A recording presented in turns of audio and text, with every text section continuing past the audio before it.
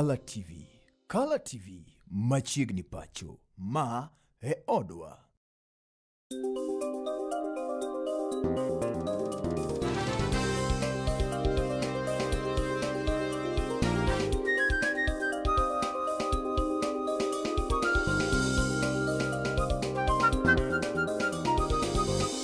Ineno Color TV. Color TV machiegni pacho. Ma e odwa.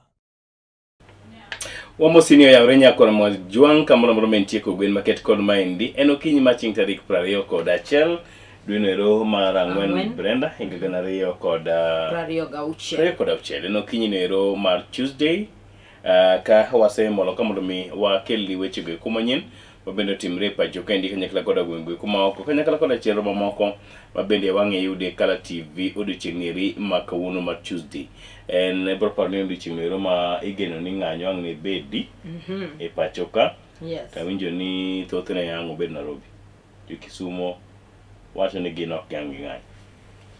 Okay, wambe warito neno.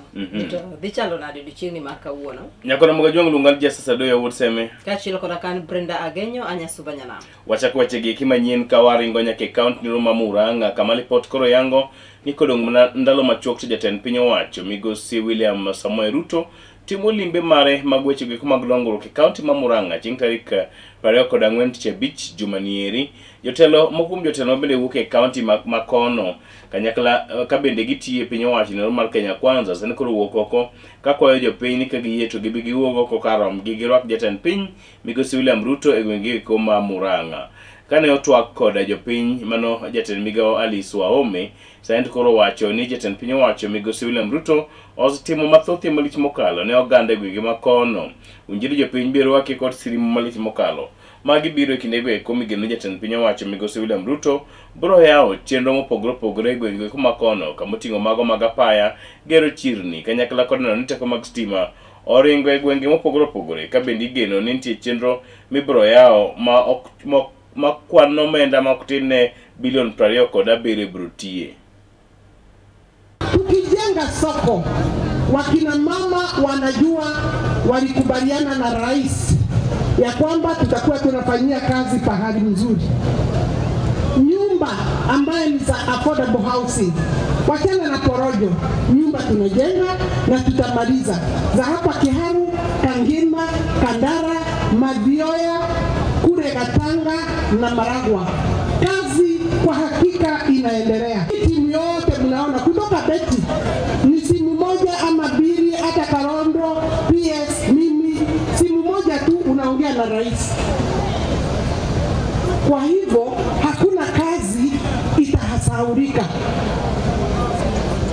Hata wakati huu ambaye kuna kashida hapo kati ya mjumbe wenu na rais sijui na pengine serikali, na unajua ni rafiki yangu, nyinyi msiwe na wasiwasi. Rais anauliza kazi ya kila constituency. Watu wanasema rais ni wetu, kila mtu rais ni wetu. Wangapi wanasema rais ni wetu sisi wote? Wangapi wanasema kazi imefanyika na rais ni tutam? Jatend dono buch siasa katoga ima dono buch siasa no mar DCP migosi Rigathi Gachagua koro to wuok oko kendo wacho ni nitiere maling'ling mabende koro to yango ni piny owacho mar Kenya Kwanza chano mar biro rocho chenro mag oganda jopiny ndikruok ne kaka jogo ombulu to ahinya e gwengego eko mabende koro to kwetha ma kwedo piny owacho ni koda kambi. Kane oloso odiochieng'no manyoro jatelo no koro to golo kwayo makende ne rowere pacho kaeri bende mondo mi owuog oko kendo ne ni ondikore kaka jolut ombulu ka oyango ni mane yo kende mabende koro to gibiro neno ni giyiero godo jotelo makare. As we go towards the general election, William Ruto and his people, sensing defeat, have decided to have selective issuance of IDs. Areas perceived to be against William Ruto, our young people are being denied IDs. In Nakuru, communities that support William Ruto are being issued IDs within 2 or 3 days, and chiefs from those communities are collecting the IDs and taking them home to the young people. Communities perceived to be against William Ruto are taking between 3 to 4 months for their IDs to be processed. We want to call on William Ruto and the government to stop selective issuance of IDs. They should stop discrimination. All Kenyan children deserve IDs, whether they support or oppose William Ruto. And we are putting the Registrar of Persons on notice. If this discrimination does not stop, we shall request our young people, the Gen Zs, to occupy the registration centers, the Huduma centers, and your offices in Nairobi. I want to take this opportunity to appeal to our young people, the Gen Zs. The people of Kenya are looking upon you to liberate this country because you are fearless and you are tribeless, and you cannot be manipulated and bribed with money by William Ruto. I want to ask the Gen Zs, my sons and daughters, my grandchildren, Kenya, our motherland, looks upon you to save this country. You are the only vote that we know that cannot be compromised. I want to commend you for what you have done so far, creating awareness among the people of Kenya through the smartphone. But I want to appeal to you, my children, that the real transformation of this country will take place on the ballot box. And the tools of change that you need is the ID and the vote. I want to ask all the Gen Zs in the remaining 9 days to come out in millions and register as voters so that next year you can lead all of us because we trust you. We believe in you. You cannot be compromised. You are steadfast. You lead us into getting the real transformation of the Republic of Kenya by making William Ruto one term and getting new leadership in this country. Jokromo gi kamiti od bura ne Roma malo mabedo chung'ne neno ber mar bunge kendo rito bunge pacho kaendi igoni to koro gin mago mabedo notimo limbe mar gie boma ni maduong' ma Kisumo kotelnegi kod jakom kamiti maket kod mano jaod bura ne Roma no ma Baringo South mano migosi ilongo ni kotelnegi kod jaod bura ne Roma no ma Baringo South migosi Charles Kamuren gin mago mabedo koro nochopo boma ni maduong' ma Kisumo kendo kawo pacho ganda jo Kenya kotenore kod okenge go koma bende nyalo goyo neno ni ber mag bunge gin mago mabedo riti pacho kaendi anyeto gi kima kaluo kana gitwa kod jopiny ne nitie dwaro mabiro neno ni arita mag bunge go eko yen mago mabedo miyo ket malo maliche mokalo ka jopiny okwa ni giket maine neno ni girito weche go eko mag aluora kod bunge pacho kaendi. The bill that we were amending and people were contributing was a bill concerning with the forestry conservation and management bill of 2025. This bill is so necessary at this time because of the new dynamics as a result of climate change. This bill is coming to assist in regulation, in formation of different bodies within the forestry over the management so that we can enhance revenue collection, we can enhance forestry coverage of 30% as by the international standards, also the 15 billion trees. Kathambi Chepkonye, Member of Parliament, Joro constituency, Nakuru County. In this bill, we are coming up with an academy where our officers are going to be trained because this is purely a very special case.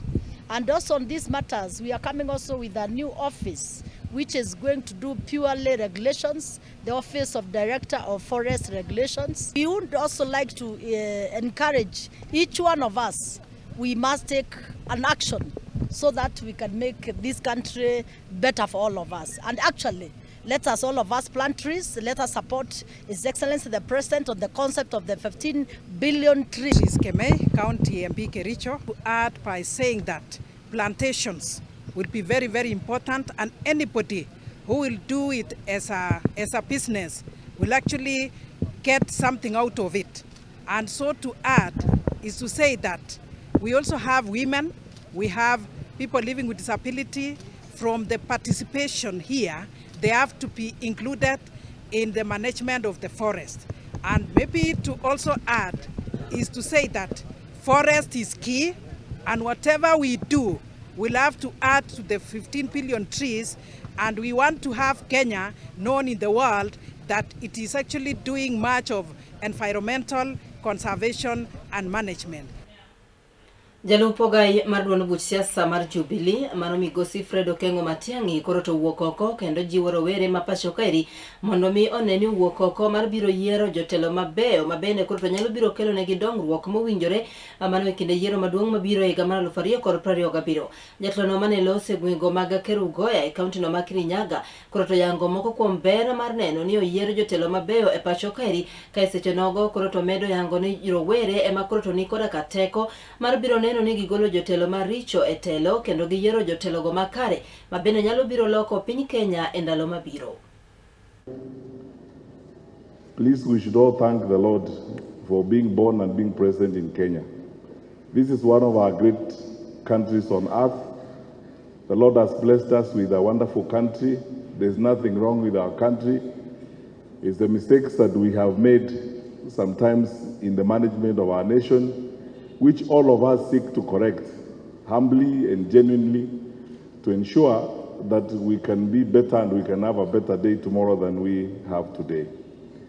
And you young people have a greater responsibility in this, because if age is anything to go by, many of you will outlive the people seated on this side of the sanctuary.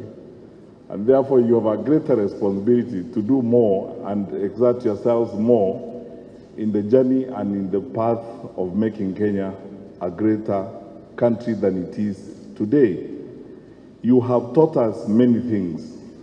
From the happenings of the 25th of June 2024, you've taught us that it's possible to live in this country tribelessly, that it's possible to live in this country focusing on the things that need to be done. And that's why I am so grateful to see so many young people volunteering themselves and stepping into the responsibilities of leadership. I want to encourage you young people. Let us now occupy leadership. Let's not just talk about occupying the spaces we have been occupying. The 2027 general election should be about young people occupying leadership at all cadres, so that you make the changes that you desire and the changes you would like to see in your country. I love the drive that even the church is supporting of objective, peaceful, inclusive conversation on the future of our country. Please, young people, you are more than those of us who cannot be described as young, which means take charge, take control. If politics is a game of numbers, please take charge of that game as young people. And take it so seriously that you do not allow people who do not make sense to you or who do not offer credible proposals on how our country should go forward to have an opportunity to occupy positions of leadership. The debate now is about the future of our country. So we urge you, I would like to urge you, to boldly and courageously move forward and make your contribution to the welfare, the betterment of our country. Jalupo gavana sirikal kaunti ma Kakamega migosi Aib Savula bende ni koro wuok oko ko jende pacho kaendi niki giwinj duond gavana sirikal kaunti ma Siaya migosi James Bob Agidorengo bende koro ne okwayo ojende pacho ka odiochieng' ma kawuono giwuogo karomgi mondo mi gibag ng'anyo mar tipo gigwedo piny owacho mar Kenya Kwanza. Kuom wechego eko ma bende migosi James Bob Agidorengo wacho ni mito mar teko mag modhi e pacho kaendi idho mar ngima kanyakla koda wechego eko mamoko ma bende sando oganda jo Kenya pacho kaendi. Savula koro wacho ni kinde orumo mowinjore otie kod ojende yono marach kabino ko ojende pacho kaendi ni gichikitgi ne jotelo go eko ma bende tiyo kodgi marach bang'e to wegi kanyo ka pankech. Maneno ya kupigana na serikali vijana, please tuachane nayo. Naona Orengo jana yuko Nakuru kule anaambia vijana mjitayarishe kesho muende maandamano Nairobi. Huyo Orengo anasema lazima tu eject President Ruto kutoka ofisi. Uta eject President Ruto na maandamano kweli kwa street? You can only vote out a president through the ballot. So Orengo, don't incite youth waende violence. Ukitaka incite youth chukua watoto wako, peleka kwa hiyo demonstration. Wacha watoto wa watu. Hao watoto wa watu ukipigwa risasi wewe Orengo utakaramia. So vijana naomba msisikie wanasiasa kama hao. Orengo, you are a governor, you have a government, don't mislead the youth. Wewe unapata mshahara kwa serikali. Huyu kijana unataka aende demonstration, utamlipa? Yeye anapata mshahara kwa serikali. Yeye ana gari ya serikali. Bibi yake anapata mshahara kwa serikali. Anaambia vijana aenda demonstration. Vijana nawahimiza msimame na William Ruto, kazi isonge mbele. Kama ni issue ya mafuta, tumwambie William Ruto toa VAT from 16 mpaka 8. Sababu tunajali maisha ya hawa watu wa chini. Ndio hivyo.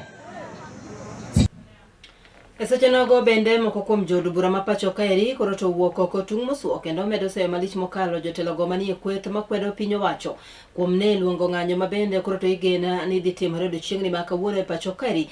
Ng'anyono mar kwedo nengo modhi ma koro to medore e pacho ka. Kane giloso jotelo koro to yango ni piny owacho mar Kenya Kwanza osechako timo duto manyalore mar neno ni nengo modhi odok piny kendo bech ngima oduogo makare. Kagiyango ni ng'anyo ma kamano en mano mabende koro to dhi mana rocho chenro mag arita kwe mago halaka chiel kod ka wuodhe e pacho ka. Jotelo go golo kwayo makneno oganda jopiny mondo mikik wuog oko ne ng'anyo makamano. Tusichukue vitu ndogo ndogo, makosa ambayo si yetu sisi kama serikali, si yetu sisi kama viongozi, tunaitumia kwa wananchi kuhakikisha kuweza kuleta kasia, kuweza kuweka vijana wetu kwa barabara. Mimi nataka kukemea wale wanapanga maandamano. Maandamano saa hii haitasaidia, haitarudisha bei ya mafuta chini, haitarudisha bei ya maisha chini. Kitu tarudisha bei ya maisha chini ni tukiungana tupate suluhu ya kuhakikisha kwamba kule vita zimetokea kule Middle East kama dunia, tutafanyaje ndio zisiendelee, tuendelee kupata mafuta yetu kama kawaida. Kuhimiza vijana wetu wapuuzilie mbali wale wachochezi ambao tunawajua. Wale wachochezi ambao badala ya kusaidia vijana kazi yao ni kuwatumia kama goons. Wale ambao badala ya kusaidia vijana kama vile sisi tumekuja hapa kujumuika na vijana kwa michezo, kazi yao ni kuwapeleka barabarani, kuwapatia mihadarati na kuwapatia bangi. Sisi tunawaomba vijana wetu wawapuuze. Siku ya Jumanne watu waende kazini kama kawaida. Pia tunahamasisha Wakenya washike kura kwa wingi hapa Kakamega. Hao vijana wote ambao wako hapa, Mheshimiwa Shinali pamoja na mimi, tumehakikisha ya kwamba wale wa kuregister kura wamefika hapa. Maafisa wanaidhinisha wale vijana ambao wanafaa kushika kura, na tukitoka hapa mimi pamoja na Mheshimiwa Shinali pia tunaenda pale Shinyalu katika sehemu ya Khaega na Sigalagala, tuhakikisha tunaendeleza hili zoezi la uandishi wa wapiga kura wapya katika orodha. Nyakoromo gi kinego go moko kuom jopiny kata kweth jopiny mopogore opogore mabende wuok e gwenge mopogore opogore e kaunti ma Migori. Sento koro wuok oko kendo sayo malich mokalo jotelo e kaunti go eko makono mago mabende yier kod ombulu kuom nyayo liet mar siasa e gwenge go eko makono kendo pogruok e weche go eko mag siasa. Giwacho ni pogruok maket kod maendi osemiyo weche go eko mag dongruoge koro ok chwal ne jopiny e yorno ero makare. Kamere koro gikwayo jotelo moyier ni ka giyie to giwe pogruok mag siasa giket thenge kendo ginyal tiyo ne oganda jo Kenya nyato kodong' mana dweche buora to oganda dhi yiero mag 2027. Giwacho ni liet mar siasa maket kod mano kod pogruok e paro weche mag siasa en mago mabende ok ber ne dongruok mag jopiny e gwenge kuma kono. Gin kod geno ni jotelo moyier kendo gigolo ne gikwayo ni ka giyie to giti kod thuolo modong' ni erit chwal dongruoge mopogore opogore japiny kar serruok kendo neno ni liet mar siasa emoidho e kaunti no ero ma Migori. In Migori County does not in any way reflect what the public stand for. This 1 year remaining, let's give each and every elected leader space to work. As citizens, we shall judge them properly. Senate is a national entity, but they oversight the counties. If there is anything that maybe the county in one way or the other has done something that is not in order, the Senate should address it in a way that does not bring commotion, because you must have documentary evidence. Case in point, when you mention like some amount to the tune of 70 million getting lost, you can really arouse emotions of wananchi, and they can erroneously go for a leader's neck when the information later on is realized was not true. So even if we are interested in seats, we need to do it with a lot of due diligence.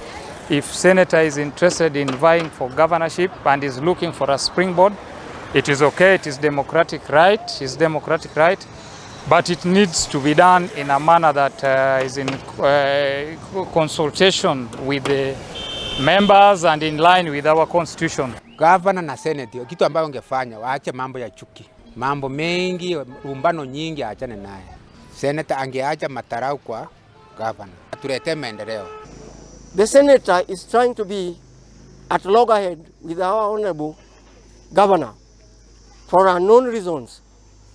But we are requesting as people who need development, people who are following the wings and the development processes of our governor, are requesting the Honorable Eddie, as the senator, to desist from the kind of challenges that he's been giving the governor, not giving him total freedom to serve the country plus the people who elected him. Mvutano wao kati ya watu hao wawili haisaidii wananchi, kwa sababu wananchi waliwachagua wakiwa na imani kwamba watawafanyia kazi ambayo inafaa kufanya. Sasa wakifikia tu wanavutana mambo yao binafsi, hiyo haitusaidii, na ndio maana inatuletea changamoto. Tena tunaomba gavana wetu, tunakupenda sana na tunajua kazi yenye unafanya. Tafadhali usiweke masikio yako kwa yale Eddie anasema. Fanya kazi, weka ECD kila mahali, tengeneza barabara. Ye wacha aongee. Governor anafanyia wananchi kazi. Na senator ndio hatujui yale maneno anahitaji ifanyike. Kawadhi county Masiaya enilipoto koroto yango ni masiche maingo miang'wen na koroto osetimore enamlolwe mano ebuo igni 10 ma osekalo. Report makamano bende koroto yango ni thoe maromo 296 bende oseneno enamlolwe kama eri koroto yangi kodaka duolo ma ochung'ne nembe pashokeri mano Kenya Maritime Authority mabende koroto oyango ni thoe makamagi biro kaluore kodaka rem luro kodaka chikgo eko mabende koroto ne oketi ne jolupo. Weche gino wachi kodaka Mikai Oliver Maina mabende loso mane gwengwe koma gabondo e county no Masaya kabende koroto medo jiwo jolupo mondo mione no luore kodaka chike makamago to ainya gineni giwuok ko kendo girwako life jacket e kinde duto mabende gine chenro gi maglupo. My name is Oliver Maina from the Department of Maritime Safety at Kenya Maritime Authority. I'll give a very brief overview of the project itself.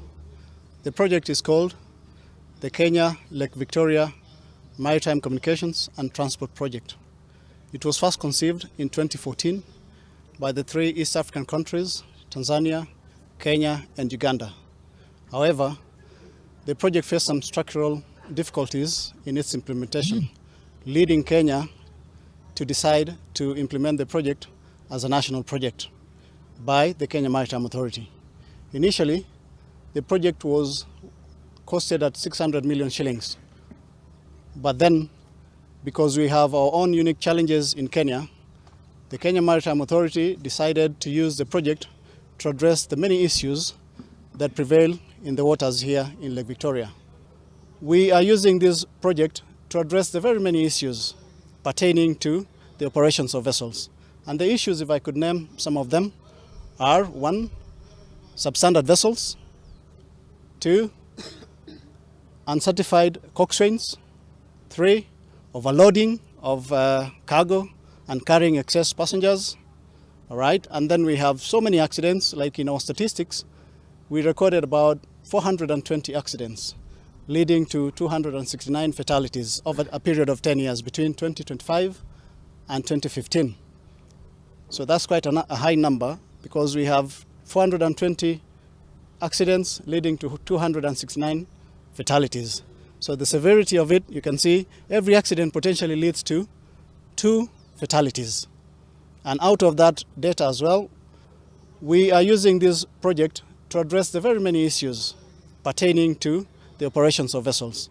And the issues, if I could name some of them, are 1, substandard vessels, 2, uncertified coxswains, 3, overloading of cargo and carrying excess passengers.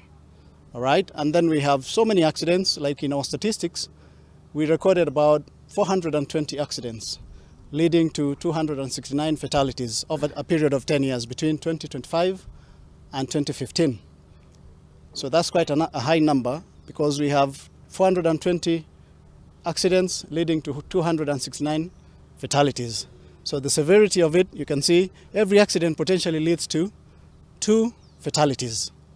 And out of that data as well, we found out that most of the deaths are caused by drowning deaths. And drowning deaths, like we keep on saying, are preventable by simply wearing what? A life jacket. All right? But now there are problems, root causes of these problems. One is the high cost of complying with the regulations or with the standards. Another one is the low household incomes, where the risk perception is quite low, because every income that comes in is divided amongst the needs of that household, so that very few households prioritize the safety. Now, within this program, we have several initiatives. The first initiative is that KMA is going to have its presence within the counties, right from Busia, here in Siaya. Nyakano mo ikupoge koda weche go ikwen ni tuo mar adundo kata mong'ere kaka romantic heart disease en tuo ma bende osebedo ka chando oganda jo Kenya koni kod kocha. Kata kamano pogo kit ranyisi mag tuo maket kod mano en mano bende kit koda tuo no ero mano mar kahera kata TB bende osebedo ka chando oganda pacho ka indi kanyakla koda gwenge mamoko. E kaunti ma Migori, report maro oloso na report moyiedhi bende nyiso ni to ere kaka ng'ato nyalo ng'eyo ka entie koda tuo ni eri mano mar tuo mar adundo kata romantic heart disease ni eri bende kineno duto nyoro oganda jo Kenya. Tang'o minyalo timo kiwinjo ka entie koda ranyisi mar tuo maket kod ma wechegi mag thieth chalo nade, to ere kaka inyalo geng'e kit oganda. Kama e kaka weche ne chalo e kaunti ma Migori. Tuo mar rheumatic heart disease kata tuo mar adundo thoth oganda odak go, kata kamano pok gifwenyo kaka tuo ni chandogi. Atamalo maduong' mag oganda matho kotenore koda ka tuo makama gino mabende ok gikawo okang' mar yudo thieth mapiyo kaka nyalore. Tuo mar adundo ni eki thothne jakethga odundugo mag remo. Kala TV oyudo thuolo mar goyo mbaka koda ka jalony e wechego mag chiwo thieth ka otenore koda ka tuo mar heart disease ni eki. Gino mabende Dr. Morin Moramba lero achiedh nade makama. Rheumatic heart disease is one of the commonest heart condition affecting the young ones. It's so common between the age of 5 up to adolescents, but to some extent, its diagnosis sometimes comes later, maybe in 20 years, in 20s, or even as late as 30s or 40s. So it depends with at what time has it been diagnosed. Also, it's still a burden in our country. I think because of it's less talked about.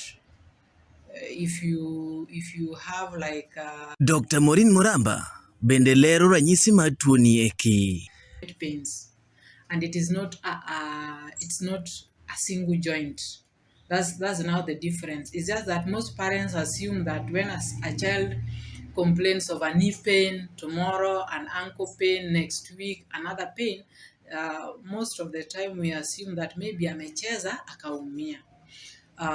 But when we are keen enough, you'll find that at one particular point, this child complained that they are having joint pains, which was not specific to one point.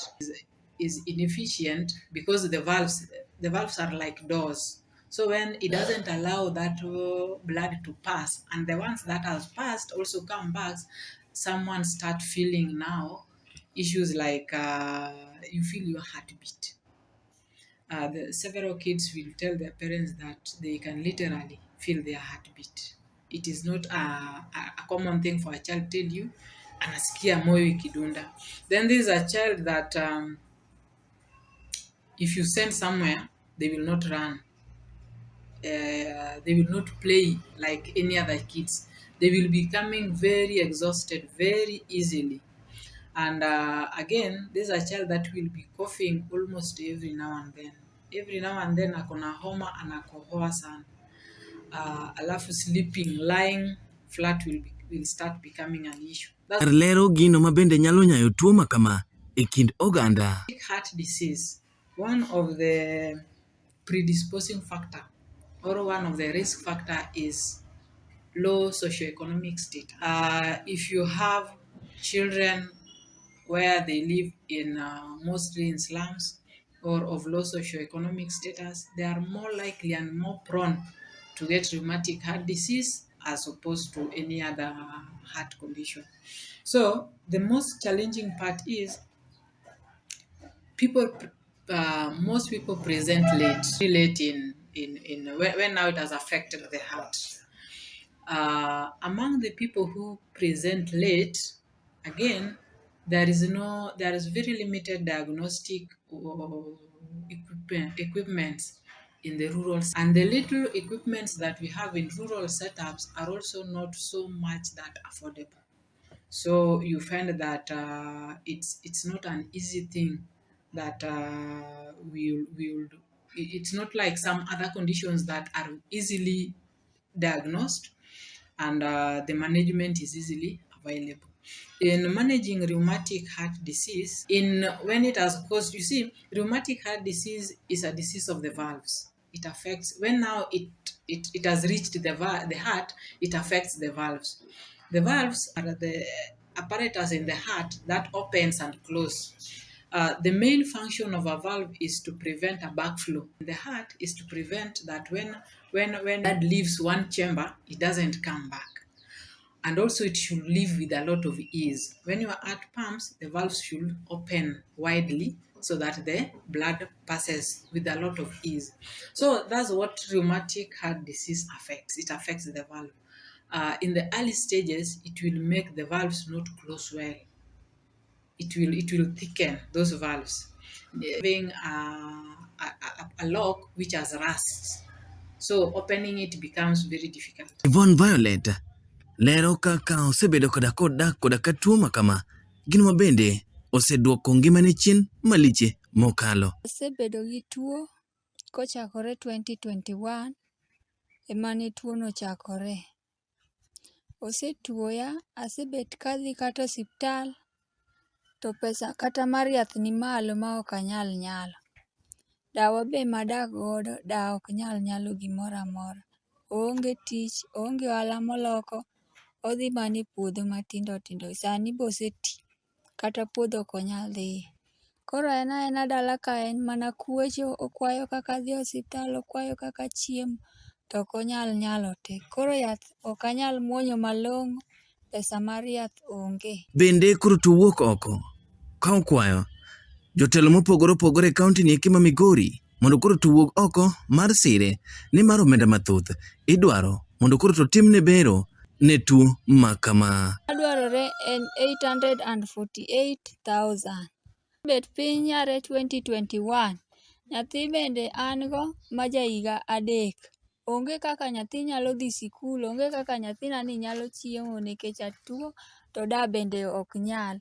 Koro akwaya ng'ama nyalo konya mondo konya ayud kaka anyalo thiedhora mondo chieng' ayud kaka anyalo konyora gi nyathinani. Sana sana jotelo ma kaunti wa ma Migori, Dr. Ochilo Ayako, mbunge wa Peter Masara, women rep wa Fatuma Mohamed gi Senator Eddie Okech. Akwaya mondo ubi ukonya, ok anyal nyalo ka en kenda. Ne kalatvlive kowuok e kar chuod bura ma Suna West, kaunti ma Migori, nyinga Gor Colin. Ikoromogi wan kod geno ni koro tibedo kod ng'eyo kotende koda tuo maket kod mano. Kendo nitie okenge mabende nyalo goyo Brenda mondo mi tuo maket kod mano kik nyori. Yes. iwacho ni eri pesa wei tuo kik keti piny.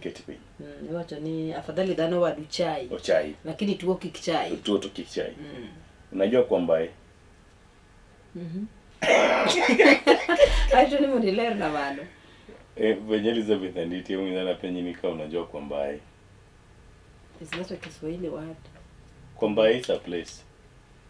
So we are asking you, do you know kwamba? Oh, okay. Uji kwamba? Bana mate dinen producer Elizabeth anditi. Nyakoro mogede kosekalo kanyo. Pradeko da beach bang sa par kod ariyo kugwen market kod maendi wamake gi kanyo wakawiyo machok waduogo ne nonro mag Oboke kachiel koda kamago mamoko motimore. Lungan Justice Adoyo awuod seme kachiel koda kan Brenda Agenyo leo ndio ile siku ya maandamano. Tuko barabarani. Warito neno. Fuel nyaka dok piny. Waduogo.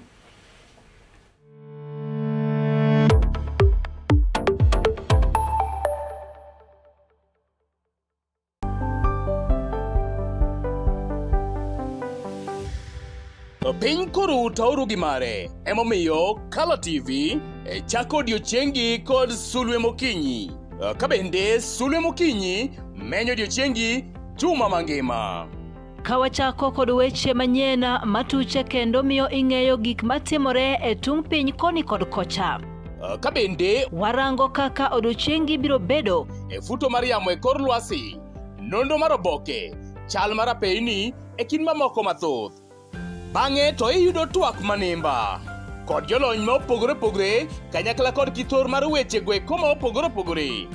Wechego mag siasa, twak e weche ngima, somo, ohala e kind mamoko. Ema omiyo wuok tich nyaka tich abich itudori kod an Justice Adoyo kachiel koda ka an Brenda Agenyo saa 12 okinyi nyaka saa 4 onyango mana e kalatvlive. kalatvlive machiegni pacho ma e odwa.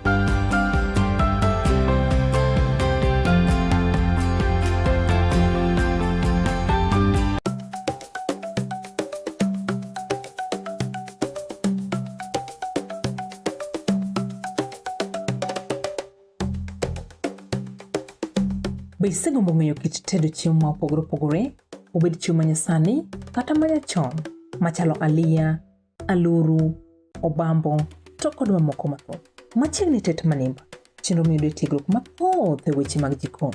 Waseso jikondi kod chiemo mamit mit maweki nang'o lith lweti. Kochakore crips, cookies, ring abula, samosa molose rang'iny mamalo, man kod ndhadhu mamit miwuoro e kind chiemo mamoko mathoth. Arni wapuonji loso nyaka kit math mamoko mayom kaka cocktail kod smoothies matieko riyo. Kik bayi, tudi koda juma ka juma mondo wated kanyakla. Chieng' tich ang'wen, chakre saa 5:30 nyaka saa 6 mar odiechieng'. Tet manimba, duoko duto ne penjo mag jikondi.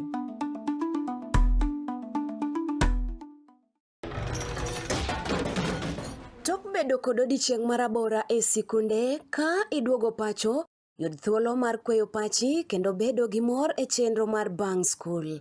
Chenro mar Bang School chakore saa 10:30 ma midhiambo nyaka saa 11 ma midhiambo. Kama inene katun mamori, ipuonjori weche mathoth, ibedo kod mor gi nyiero motimo cathedral. Kik bayi, Bang School, chenro manigi mor lilo ne nyithindo duto. kalatvlive, machiegni pacho ma e odwa.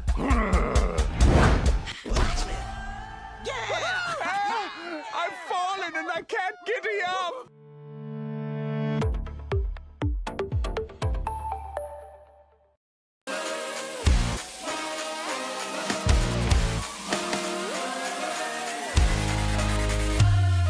Komuoch to wan kode duoko mag tuke mopogore opogore, jotugo motimogi, kuonde magitimogie, to gin tuke magi mabiro. Mano emomiyo wan ka e chenro mar chal pewe. Tudri kodwa wuok tich nyaka tich abich saa 11 mar midhiambo nyaka saa 12 mar midhiambo. Kama wanyisi motimore e pewe duto mana e kalatvlive.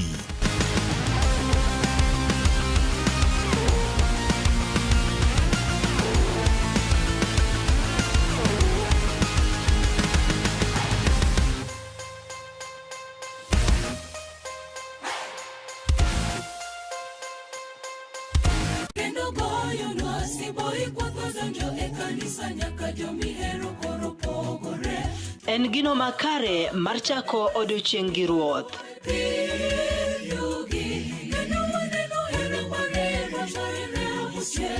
Ka igwedhori gi wendego mag pak masudi machiegni gi ruodhi.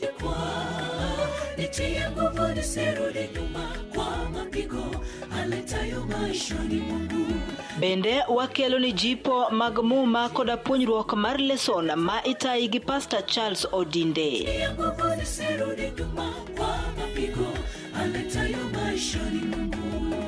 Riuri koda an Brenda Agenyo Nyasuba Nyanam chenro mar sabato maler ngeso ka ngeso chakre sa 12 mar okinyi nyaka sa 3 okinyi to mana e wang jowi mar Kala TV nikech ma e odwa.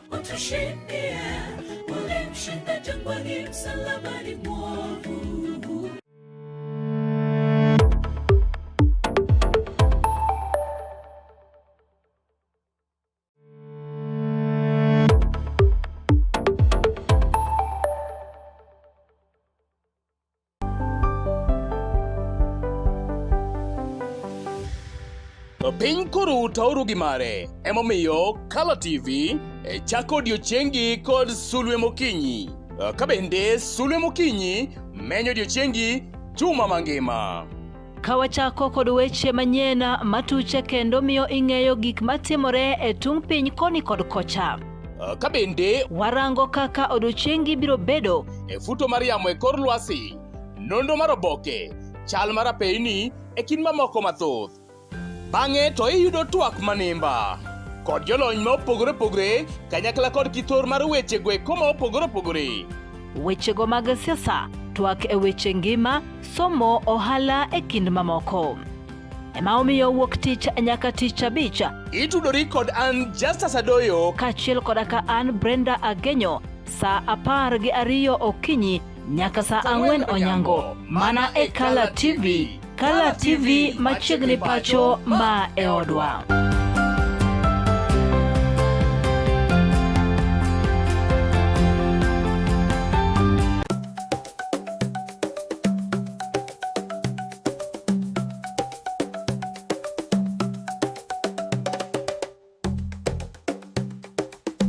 Be isegombo ng'eyo kit tedo chiemo ma opogore opogore, obed chiemo manyasani kata manyachon, machalo aliya, aluru, obambo, to kod mamoko mathoth. Machiegni tet manimba, chenro miyudo tiegruok mathoth e weche mag jikon. Waseso jikondi kod chiemo mamit maweki nang'o lith lweti.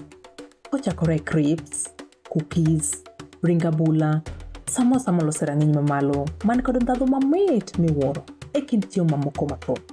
Arni wapuonji loso nyaka kit math mamoko mayom kaka cocktail kod smoothies matieko riyo. Kik bayi, tudi koda juma ka juma mondo wated kanyakla. Chieng' tich ang'wen, chakre sa 5:30 nyaka sa 6 mar odiochieng'. Tet manimba, duoko duto ne penjo mag jikondi.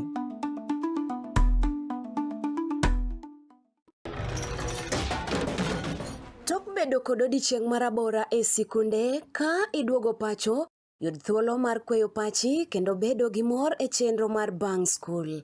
Chenro mar Bang School chakore sa 10:30 mamidhiambo nyaka sa 11 mamidhiambo. Kama inene katun mamori, ipuonjori weche mathoth, ibedo kod mor gi nyiero motimo cathedral. Kik bayi, Bang School, chenro manigi mor lilo ne nyithindo duto. Kala TV, machiegni pacho ma e odwa.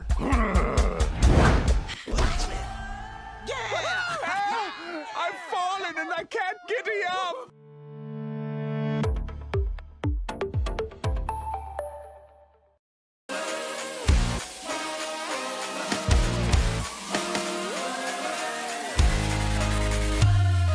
Komuoch to wan kode duoko mag tuke mopogore opogore, jotugo motimogi, kuonde mag timogie, to gin tuke mage mabiro.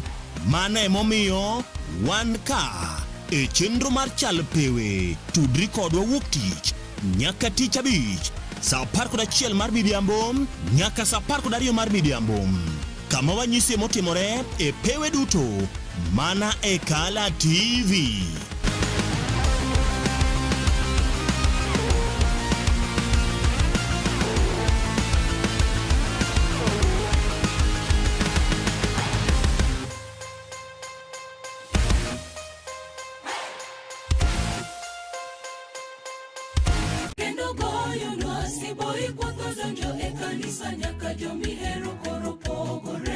En gino makare mar chako odiochieng' gi ruoth.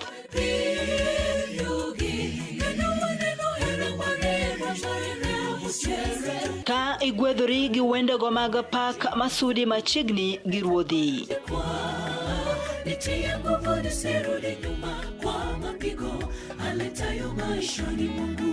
Bende wakelo ni jipo mag muma koda puonjruok mar leson ma itayi gi Pastor Charles Odinde.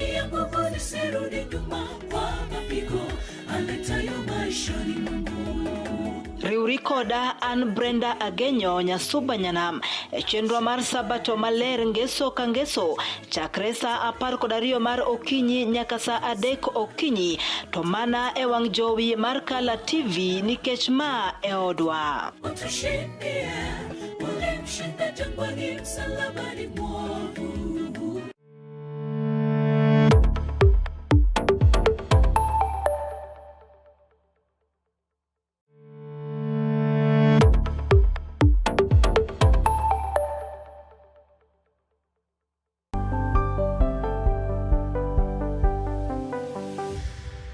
Piny koro tauru gi mare, emomiyo Kala TV chako odiochiengi kod Sulwe Mokinyi. Kabende Sulwe Mokinyi menyo odiochiengi juma mangima. Kawachako kod weche manyien matuche kendo miyo ing'eyo gik matimore e tung piny koni kod kocha. Kabende warango kaka odiochiengi biro bedo e futo mar yamo e kor lwasi, nonro mar oboke, chal mar apeyni e kind mamoko mathoth. Bang'e to iyudo twak manimba kod jolony ma opogore opogore kanyakla kod kithor mar weche gweko ma opogore opogore. Wechego mag siasa, twak e weche ngima, somo, ohala e kind mamoko. Ema omiyo wuok tich nyaka tich abich itudori kod an Justus Adoyo kachiel koda ka an Brenda Agenyo sa 12 okinyi nyaka sa 4 onyango mana e Kala TV. Kala TV machiegni pacho ma e odwa.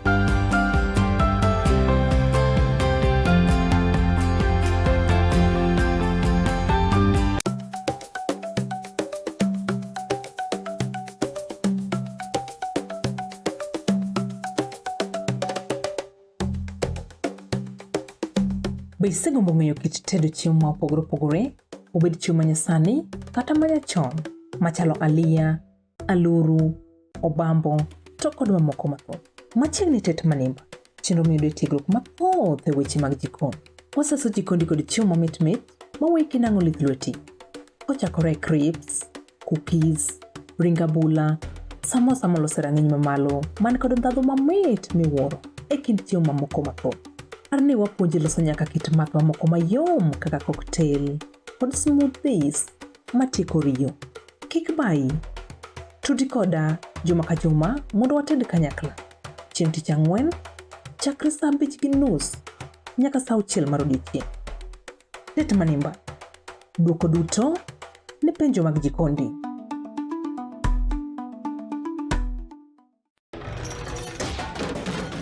Tok bedo kod odiochieng' marabora e sikunde ka iduogo pacho, yud thuolo mar kweyo pachi kendo bedo gi mor e chenro mar Bang School.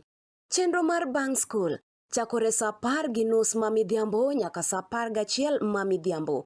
Kama inene katun mamori, ipuonjori weche mathoth, ibedo kod mor gi nyiero motimo cathedral. Kik bayi, Bang School, chenro manigi mor lilo ne nyithindo duto. Kala TV, machiegni pacho ma e odwa.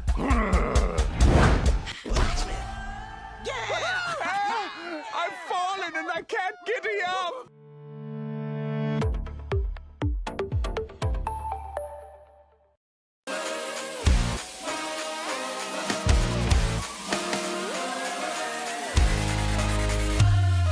Komuch to wan kode duoko mag tuke mopogore opogore, jotugo motimogi, kuonde ma gitimogie, to gin tuke mage mabiro.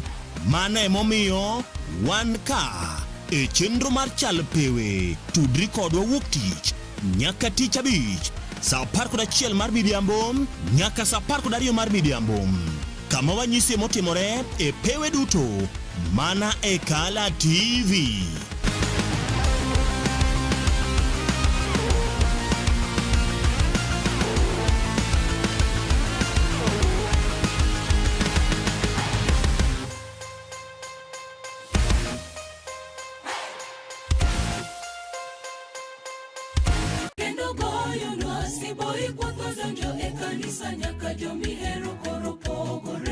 En gino makare mar chako odiochieng' gi ruoth.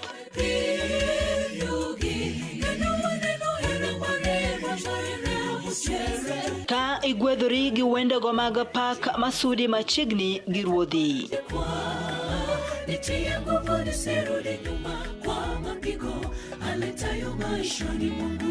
Bende wakelo ni jipo mag muma koda puonjruok mar leson ma itayi gi Pastor Charles Odinde.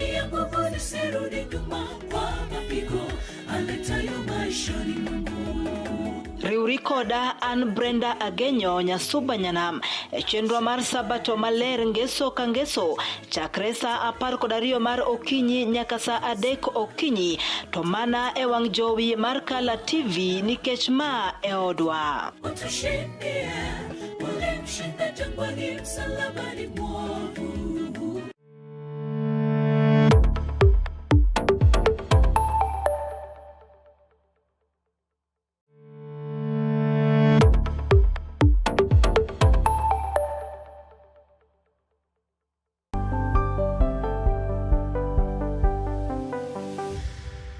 Piny koro tauru gi mare, emomiyo Kala TV chako odiochiengi kod Sulwe Mokinyi. Kabende Sulwe Mokinyi menyo odiochiengi juma mangima.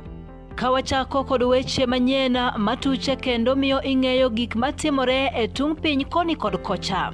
Kabende warango kaka odiochiengi biro bedo e futo mar yamo e kor lwasi, nonro mar oboke, chal mar apeyni e kind mamoko mathoth. Bang'e to iyudo twak manimba kod jolony ma opogore opogore kanyakla kod kithor mar weche gweko ma opogore opogore. Wechego mag siasa, twak e weche ngima, somo, ohala e kind mamoko. Ema omiyo wuok tich nyaka tich abich itudori kod an Justus Adoyo kachiel koda ka an Brenda Agenyo sa 12 okinyi nyaka sa 4 onyango, mana e Kala TV. Kala TV machiegni pacho ma e odwa.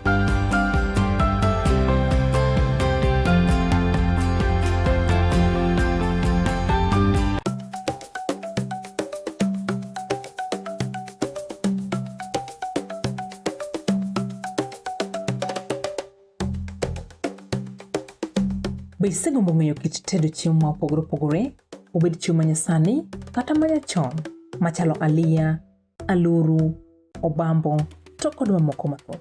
Machiegni tet manimba, chenro miyudo tiegruok mathoth e weche mag jikon. Waseso jikondi kod chiemo mamit mit mawiki nang'o lith lweti. Kochakore crepes, cookies, ring abula, samosa molose rang'iny mamalo man kod ndhadhu mamit miwuoro e kind chiemo mamoko mathoth. Arni wapuonji loso nyaka kit math mamoko mayom kaka cocktail kod smoothies matieko riyo. Kik bayi, tudi koda juma ka juma mondo wated kanyakla.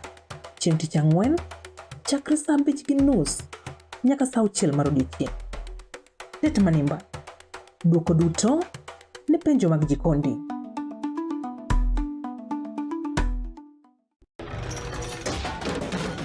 Tok bedo kod odiochieng' marabora e sikunde ka iduogo pacho, yud thuolo mar kweyo pachi kendo bedo gi mor e chenro mar Bang School. Chenro mar Bang School chakore sa 10:30 ma midhiambo nyaka sa 11 ma midhiambo. Kama inene katun mamori, ipuonjori weche mathoth, ibedo kod mor gi nyiero motimo Cathedral. Kik bayi, Bang School, chenro manigi mor lilo ne nyithindo duto. Kala TV, machiegni pacho ma e odwa.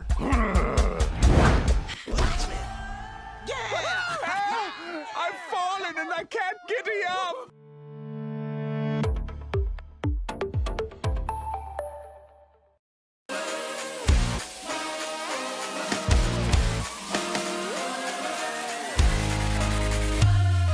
Komuoch to wan kode duoko mag tuke mopogore opogore, jotugo motimogi, kuonde magitimogie, to gin tuke mage mabiro.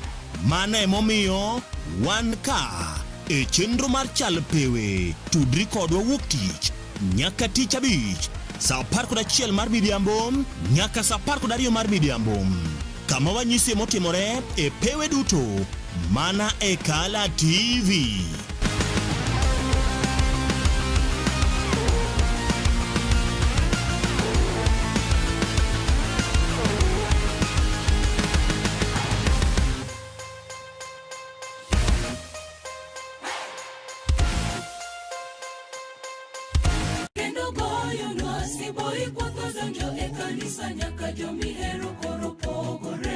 En gino makare mar chako odiochieng' gi ruoth.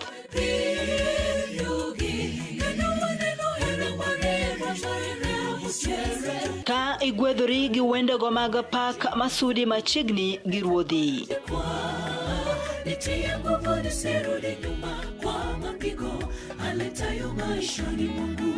Bende wakelo ni jipo mag muma koda puonjruok mar lesson ma itayi gi Pastor Charles Odinde.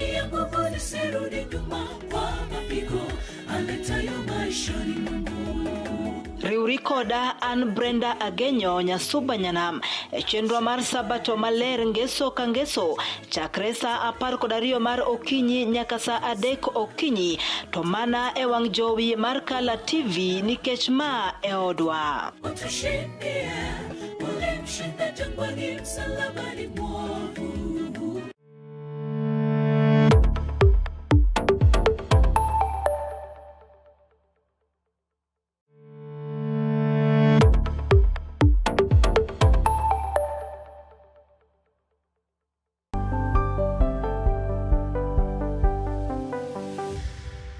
Piny koro tauru gi mare, emomiyo Kala TV chako odiochiengi kod Sulwe Mokinyi. Ka bende Sulwe Mokinyi menyo odiochiengi juma mangima.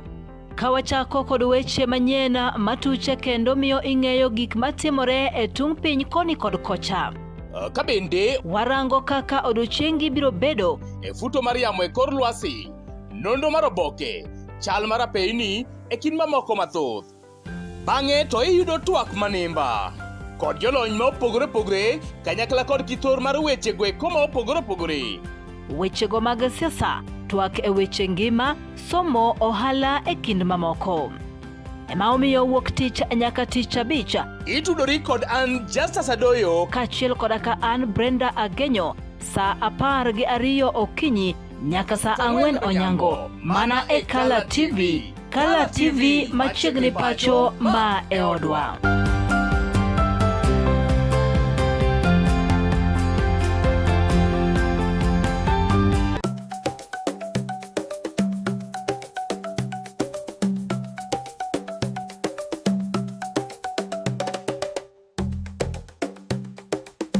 Be isegombo ng'eyo kit tedo chiemo ma opogore opogore, obed chiemo manyasani kata manyachon, machalo aliya, aluru, obambo, to kod mamoko mathoth.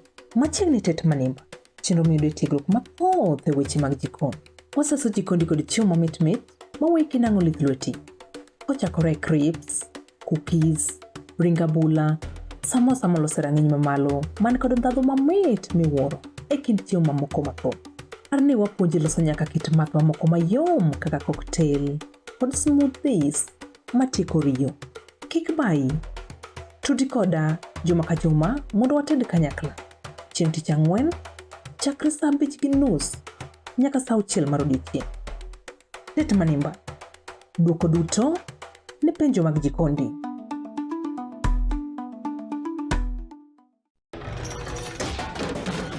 Tok bedo kod odiochieng' marabora e sikunde, ka iduogo pacho, yud thuolo mar kweyo pachi kendo bedo gi mor e chenro mar Bang School. Chenro mar Bang School chakore saa 10:30 mamidhiambo nyaka saa 11 mamidhiambo. Kama inene katun mamori, ipuonjori weche mathoth, ibedo kod mor gi nyiero motimo Cathedral. Kik bai, Bang School, chenro manigi mor lilo ne nyithindo duto. Kala TV, machiegni pacho ma e odwa.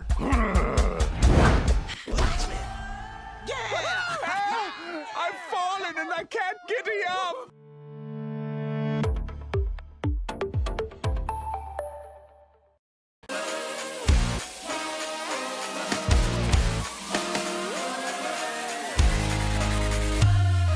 Komuoch to wan kode duoko mag tuke mopogore opogore, jotugo motimogi, kuonde magitimogie, to gin tuke magi mabiro. Mano emomiyo wan ka e chenro mar chal pewe, tudri kodwa wuok tich nyaka tich abich saa 11 mar midhiambo nyaka saa 12 mar midhiambo. Kama wanyisi motimore e pewe duto mana e Kala TV.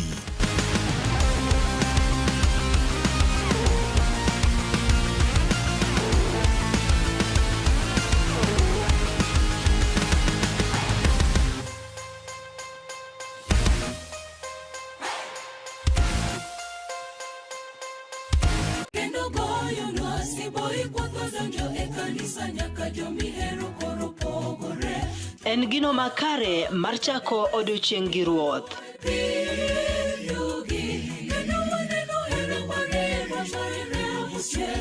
Ka igwedhori gi wendego mag pak masudi machiegni gi ruodhi.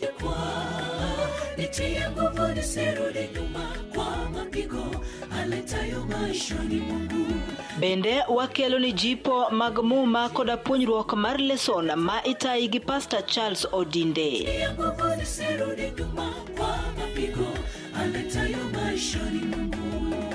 Riuri koda an Brenda Agenyo Nyasuba Nyanam chenro mar sabato maler ngeso ka ngeso chakre saa 12 mar okinyi nyaka saa 3 okinyi to mana e wang' jowi mar Kala TV nikech ma e odwa.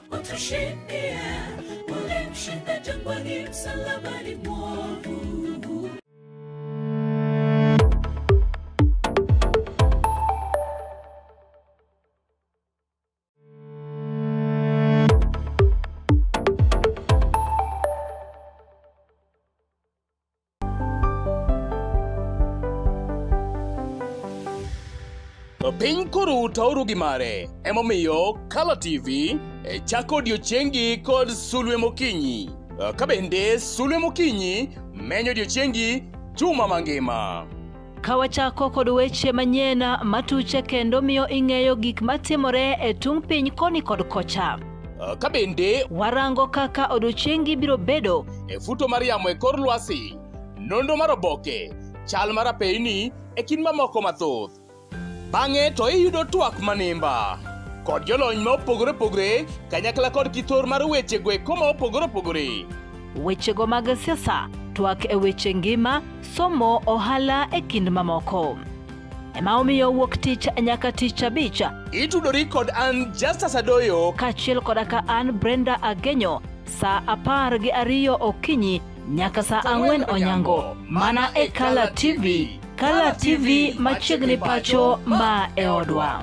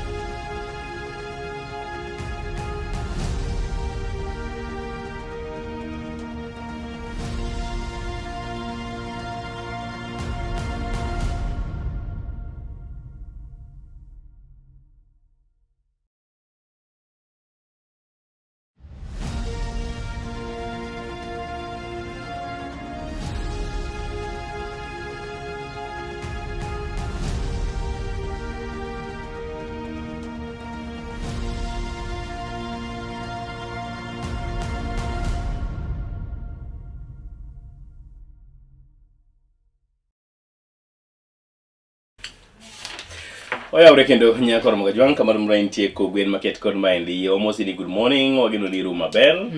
Kamar mora maintiere county sangwen makaluo. Kama tingo Siaya County. Go tingo kanyo Kisumu County. Migori County. Homa Bay County. Kisumu Migori Homa Bay. Isevinyo ni sani Homa Bay ODM bedel part of ODM Mayore. Homa Bay County. Homa Bay County di maber. Gin gi party. Weche mag siasa. Okay. Jo Migori awinjo ni kwa ni kia yeto gi duok liet mag siasa. Ke gidira inyama koro mio what awayo jogre glak. Ma Migori cha rach. Jo Migori udhi marach. It's too much. Too much. Okay. And today, one genganyo, you support it? Are you for it? No. What did you make it? Kue. Or gi weche mang'eny ji jogwen. Wacha kod Oboke ni rimano mar Daily Nation nyakon mga jwang bang wadhi kaw yo machoka waduogo to wang'iyo mano mar The Standard kapok wabedo kod wendo mwadhi to kono mano migosi Jimmy Magero. By then onego bed wabedo kod MC ne Roma Kondele migosi Joakim Swaga kata kamano nobedo kod Dich makone kod kocha eloyo wadhi bedo kod migosi Jimmy Magero. Why UN fears for this Kenyan's life? This Kenya's life, what is it? Silence. Kenya has ignored the diplomats' letters on abduction and police killing. Similar letter addressing these issues are sent to the government of the United States of America and the president of the company Del Monte Foods, Mary Lola, UN Special Reporter on Human Rights Defender.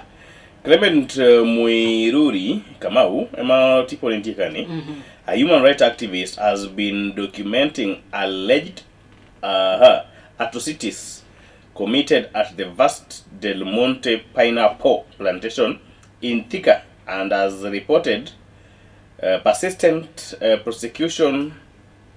His case has drawn the attention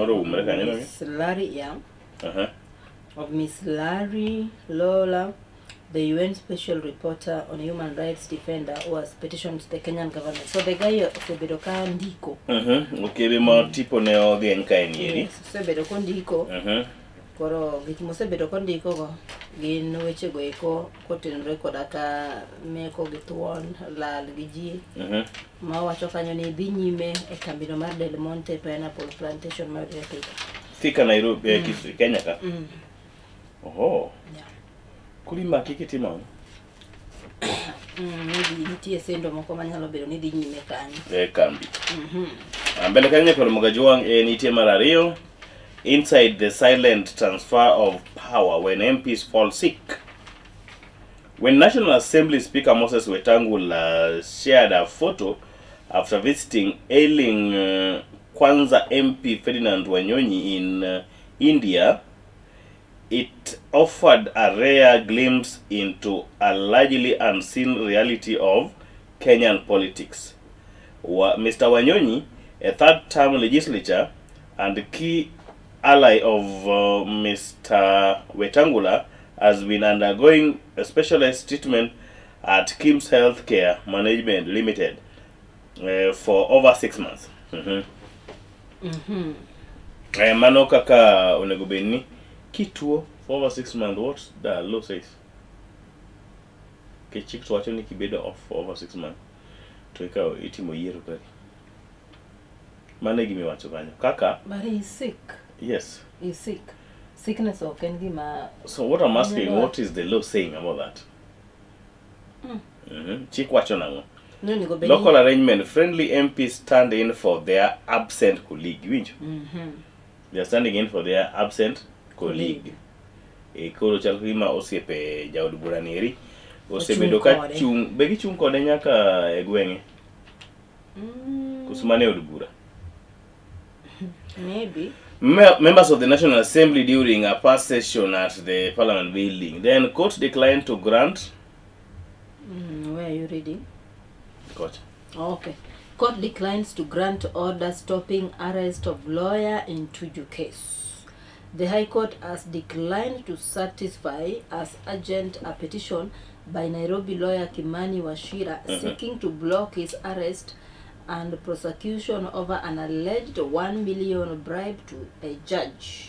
Banon Titino Roma Radio Nyakoram. Brenda, that has amended me away from Tuju's thing. Be Nurne Jo Kenya Imo Pain Code Walk. Ni jidutu temose bedo kasomo tatsomo mar Kim. I saw it. Okay, so Nikoro Boku fake. Lit marach. Gushi. Kaya to pesa tisechulo na logote. Wacha ni Jeswali, wacha ni stakabadi. Gushi. What do you think? I think that is very unfair to the people, because where was the government? Somebody will go to court. And where was the Ministry of Education when all these things were happening? Who registered this institution? Yeah. Mabegi Sebedo for years. For years. And then you want to tell these people that Oboke, is and Gushi. This kind of things counterfeit. This kind of things happened. Let me tell you, when I was in campus, there was this Somo, get any Somo course. Yes, the good name is course. Course moreover no bedo oketi ka the jopuonjre osechope fothia. Remember ntie joma nosetie ko fothia modhi, ntie joma ne fothia, ntie joma ne third, ntie joma ne taking the same course. Taking the same course. So it was during our time when we were in fothia, watu wanaambiwa eti hiyo course is not recognized. Yeah. The institution was not allowed to do that course, but they have been doing that course for years. Kori nyiso gini gichako manyien. Hey, man, Lord. Who is giving you this money to chako manyien? I'm Makian. What do you think of a same scenario? Ntie jomange manotimo kara school na mag primary, but their schools are not existing nowadays. Sana sana kani some private school. It was private school na nolo warga penyu even each day. Now the school doesn't exist anymore. Kanya money inegi certificates and whatever. Exactly. How does it affect you? Because man to bet you. Mano bet better. Kich mano kimanyi go teach. Yeah. Lakini onge gimenya asia mwana ngato ne mato awna alumnus of this institution. Mano yasa moro public institutions Bear. Gets ginto gena kanyo, so far as the government still exists, they will still be there. Itemara Dick, Brenda? Itemara Dick, wacho kanyo ni staff sue multinationals after maternity job losses. The legal battle stemmed from a situation in which they were forced out of senior managerial position at multinational firm after taking maternity leave. Nyadendi mane ogwetho ko e tich command bene no makwe kambi moro banka ne odhi mondo mi okonyre to kata kamano kudugo yudo ko kebe moro sebet angone kombe. That is not allowed. Yeah, that is not right. Justice. That is. Court finds labor laws were infringed. Grant firms a stay of execution until the appeal is determined. And then Itemarangwen. UN fears for life of activists exposing rights violations. Special rapporteur has expressed frustration over failure by the Kenyan government and Del Monte to respond to her letter raising concern over Mr. Kamau's safety. You'd to Mari. Some report market code Maralak Nakite Mara Beach Brenda. Pin Canyon Lendo Motem Koda County Assembly Makericho, Kericho Water and Sanitation, Batakanyo African Institution for Capacity Development, ICAD, and then County Government Roma Manchako Sotimo Waiver Itemara Beach Pin Canyon. Itemara Uchel. One give prepare for fuel protest, Ruto told. The opposition leaders criticizes government for claiming Kenya has fully transitioned into a middle-income economy. Former Deputy President Rigathi Gachagua yesterday warned President William Ruto that the opposition will hold a street protest over the rising fuel prices. Manoka wuno, igeno mar biro neno ng'anyo metimo koni kod kocha. Ite mara birio, gin lendo mo pogore ite mara boro bathe kanyo lendo bambele bathe kanyo bende. One gi police win arts minds of Haitans. Mancho ni police ma Kenya tich mane gitimo ne omoro oganda mantie piny no ero mar Haiti. Eno ne gimor kodgi kabisa. They are now friends. Lakini Kenya ka? Ite mara ochiko en lendo. Ite marapar, Brenda. How East Africa became market for motorcycles stolen in Kenya. It was there yesterday. East Africa kaka pinje ma ogomba kod Kenya kamotingo Tanzania, Uganda, Rwanda, Burundi. Sani koro ene chiro mitere apikni. Apikni mikwalo pacho ka eri. Kone miringe. Iringe tere pinje go komale bamba. Some report market kor mano ite marapara. Par kora chelen lendo masega bedo ka pinji ni maen gan. And then bele kanyo wantie koda lendo mabenti ite marapar koda Rio. Otime koda kembe mpogore lak nyaka ite marapar koda dek nyaka mga juang. Ite marapar koda ngwen. Ite marapar koda ngwen while long serving tutors were promoted. It can take 30 to 40 years for one to reach the grade of chief principal. Kaka jopuonje grow from one level to another.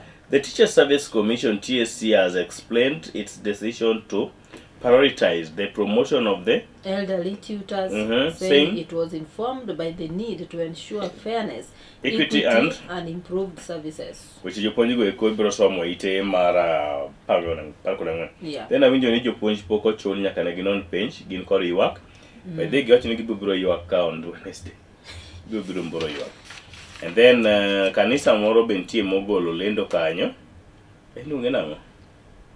The Presbyterian Church of East Africa. Presbyterian Church of East Africa.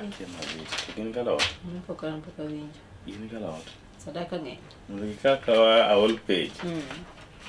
And then ite marapar koda uchel batekanyo lendo then batekanyo Kenya tea sector hit hard amid Iran war.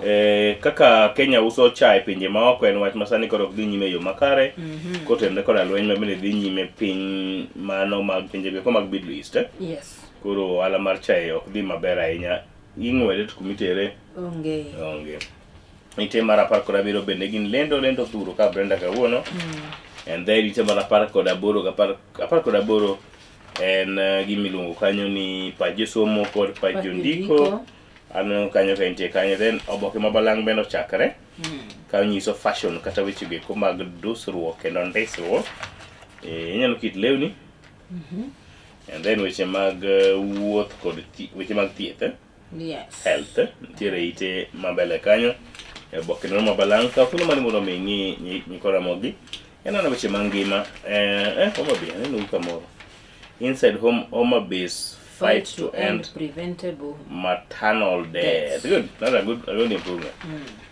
Then gina weche mangima Brenda kaka nene to neno moko pole weche mangima olaka chiemo kaka nyalo improve alode ntie kanyo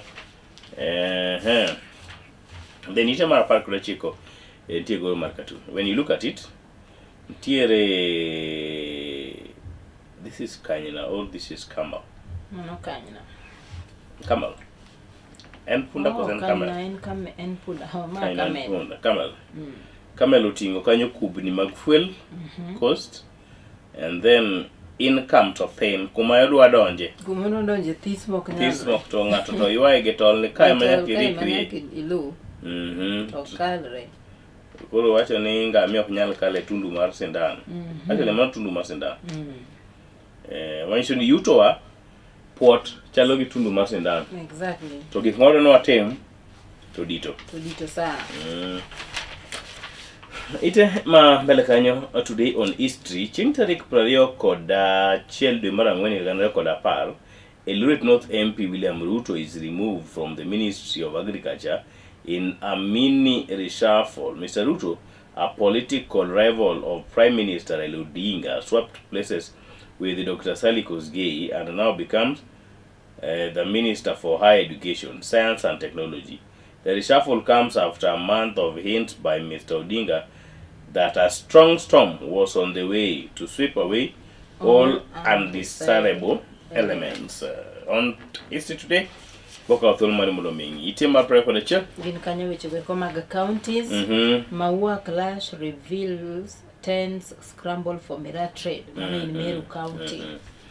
Kakoro nok mag maua kata flowers me uso sani koro mi oganda koro keto maino margi e weche go mag Mira. Warden fights deduction for phantom loan maduentie e piny Kenya kono moyo e county mo Mombasa ka thuolo mar mondo mengi ite ma 22 Brenda pod gin weche go koma county ma Machakos stalled dam deepens water crisis in Kathiani. Experts blame dams decline on unchecked soil erosion in the catchment area and lack of regular desilting.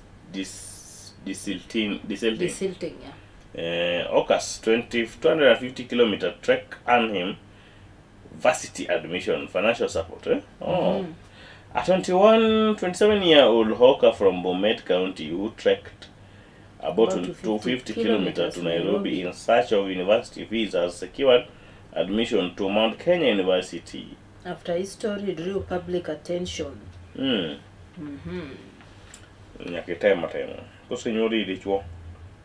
This is a market.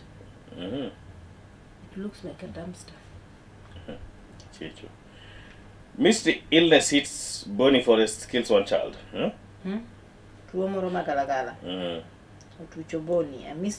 mysterious flu-like illness has struck villagers in Bonny Forest, Lamu County, killing one child and infecting dozens, officials said on Monday.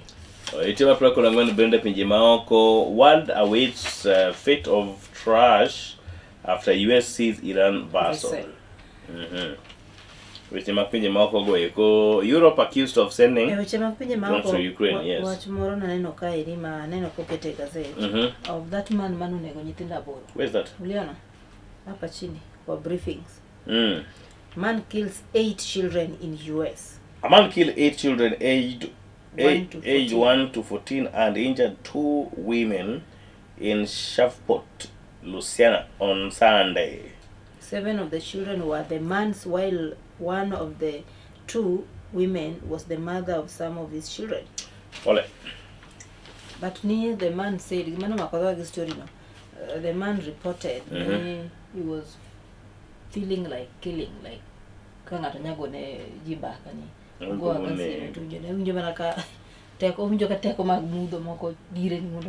nobody did anything. Now 8 children are dead, 2 women are in the hospital. And then in Tanzania kocha bende Tanzania odonje mudho marandiwa kakoro stimo lal Dodoma. Stimo onge Dodoma. A fault in Tanzania national power grid led to outages affecting 15 regions in the state-owned utility Tanzania Electricity Company Limited. Tech. Ite ma prayo koda uchel gin kaka omenda ringo Brenda. Yes. Stock exchange. Prayo koda birio agajameli kod kwan. And then ite ma prayo koda boro gin lendo mag kembe mag fombo kod care. Prayo koda chiko lendo mago elni matindo chakore. Olak nyaka pradik koda chel. And then nyaka ite no iro mar pradik koda rio. Ya mama goro lalo gomino chakre kanyo. Mama Judy Apio Enos. The cottage will leave Kwe Funeral Home, Mano Kisumu ka. Yes. On the then funeral service to be held on 25th April. Kure. Jogi okudwa ni wat. Yeah. We team record wanare. And then Bilama team It is with humble acceptance of God's will that we announce the death of the beloved Mzee Eliud Nyikalo Kaka of East Ngere sublocation, Seme sub-county, Kisumu County, which occurred on April 11, 2026. Proceed. He was the son of the late Musa Okaka Okuku and the late Muga Nyar Nyakondo and the stepson of the late Rebecca Olo Nyar Odia.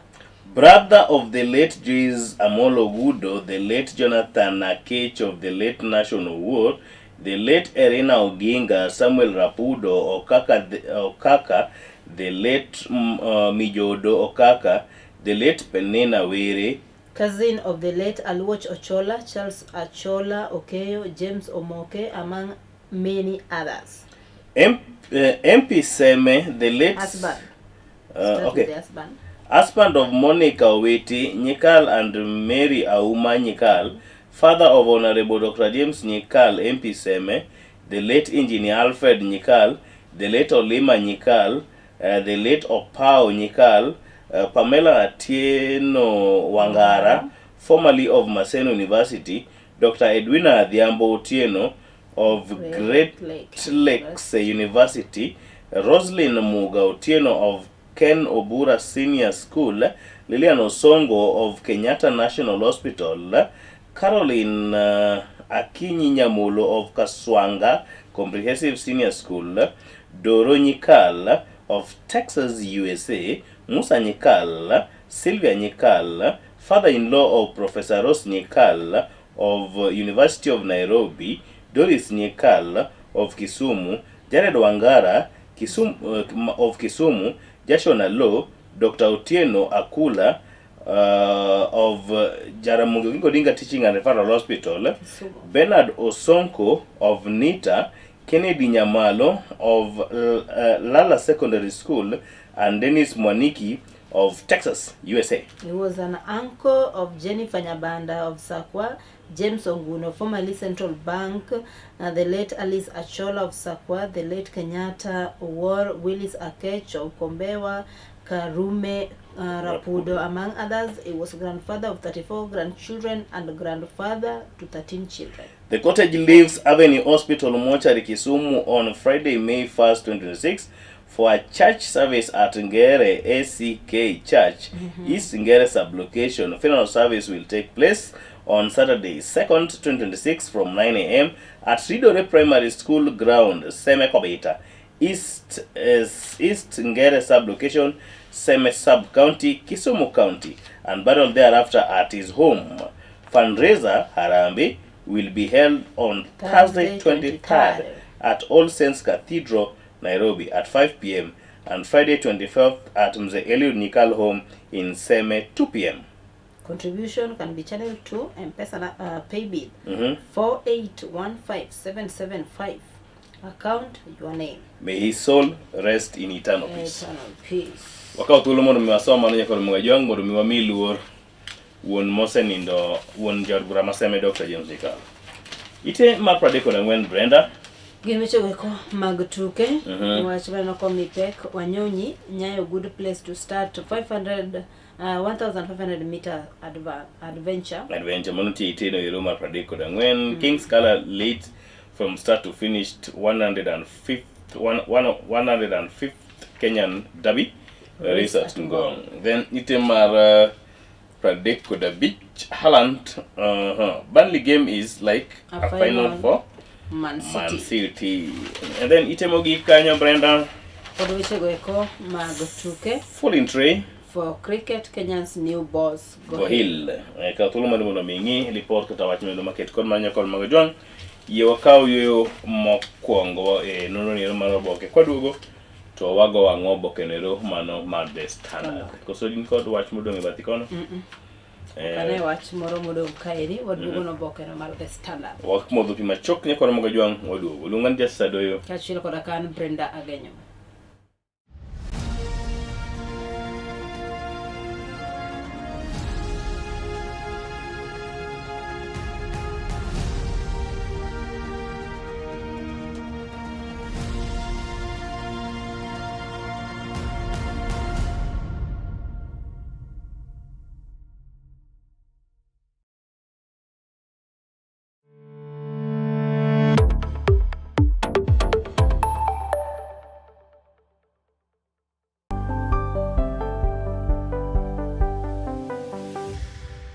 Piny koro tauru gimare, emomiyo Color TV chako odiochiengi kod Sulwe Mokinyi. Kabende Sulwe Mokinyi menyo odiochiengi juma mangima. Kawachako kod weche manyien matuche kendo miyo ing'eyo gik matimore e tung piny koni kod kocha. Kabende warango kaka odiochiengi biro bedo e futo mar yamo e kor lwasi, nonro mar Oboke, chal mar apeyni e kind mamoko mathoth. Bang'e to iyudo twak manimba kod jolony ma opogore opogore kanyakla kod kithor mar weche gweko ma opogore opogore. Wechego mag siasa, twak e weche ngima, somo, ohala e kind mamoko. Ema omiyo wuok tich nyaka tich abich itudori kod an Justus Adoyo kachiel koda ka an Brenda Agenyo saa 12 okinyi nyaka saa 4 onyango mana e Color TV. Kala TV machiegni pacho ma e odwa.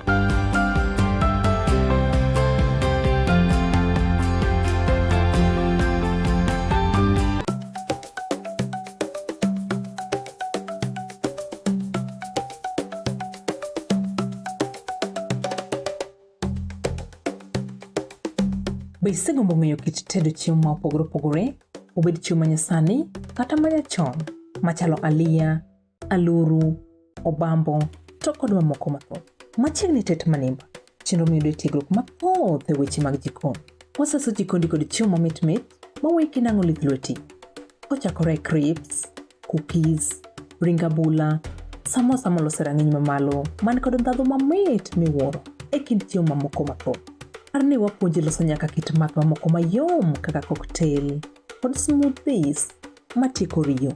Kik bayi, tudi koda juma ka juma mondo wated kanyakla. Chieng' tich ang'wen, chakre saa 5:30 nyaka saa 6 mar odiechieng'. Tet manimba, duoko duto ne penjo mag jikondi.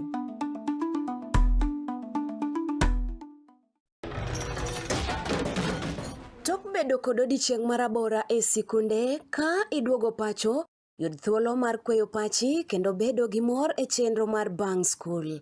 Chenro mar Bang School chakore saa 10:30 mamidhiambo nyaka saa 11 mamidhiambo.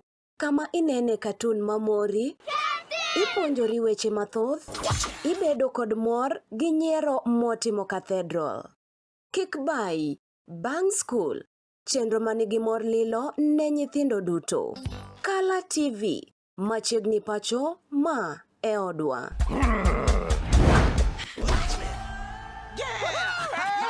I've fallen and I can't get up.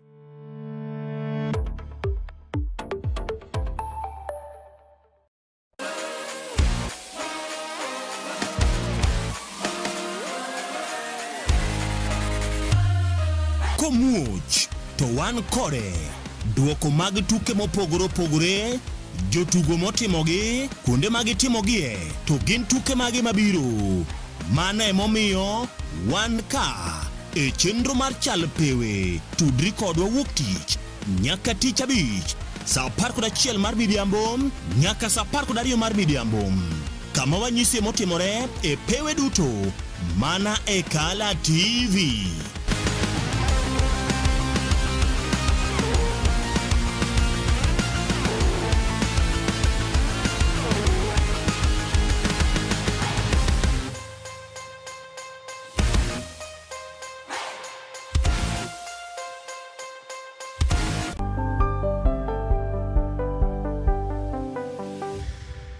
Piny koro tauru gi mare, emomiyo Kala TV chako odiochiengi kod Sulwe Mokinyi.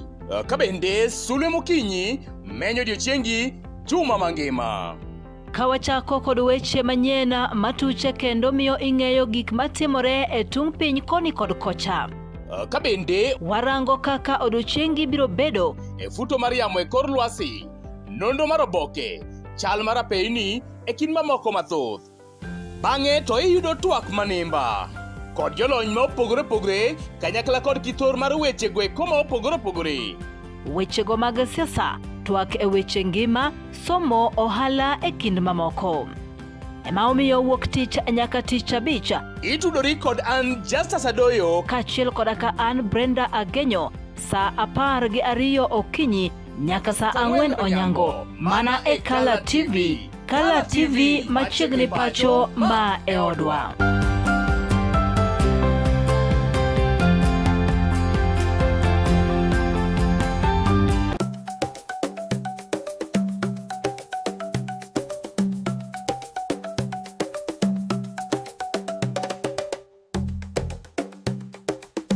Be isegombo ng'eyo kit tedo chiemo ma opogore opogore, obed chiemo manyasani kata manyachon, machalo aliya, aluru, obambo, to kod mamoko mathoth.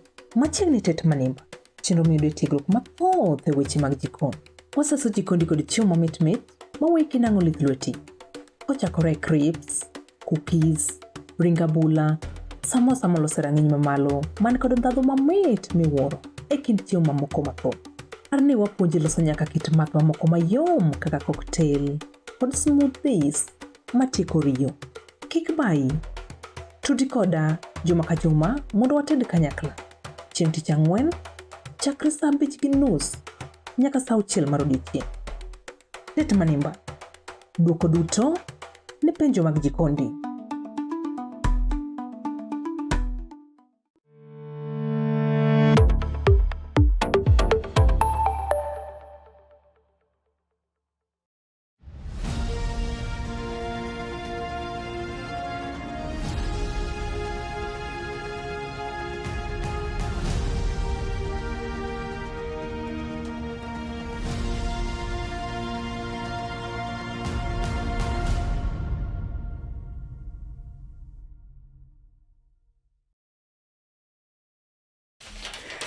Bebe hanya kwa boga jo ngwago.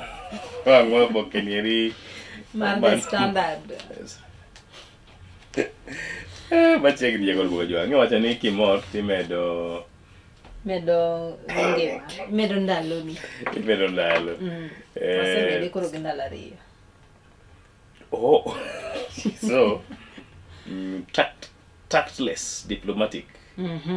Okay, fine. Wadokie. Iche mokwongo oboke ne mano mar the standard battle line drone. ODM has escalated its 2027 political positioning, rejecting zoning arrangement and vowing to field candidates from the presidency to the ward level.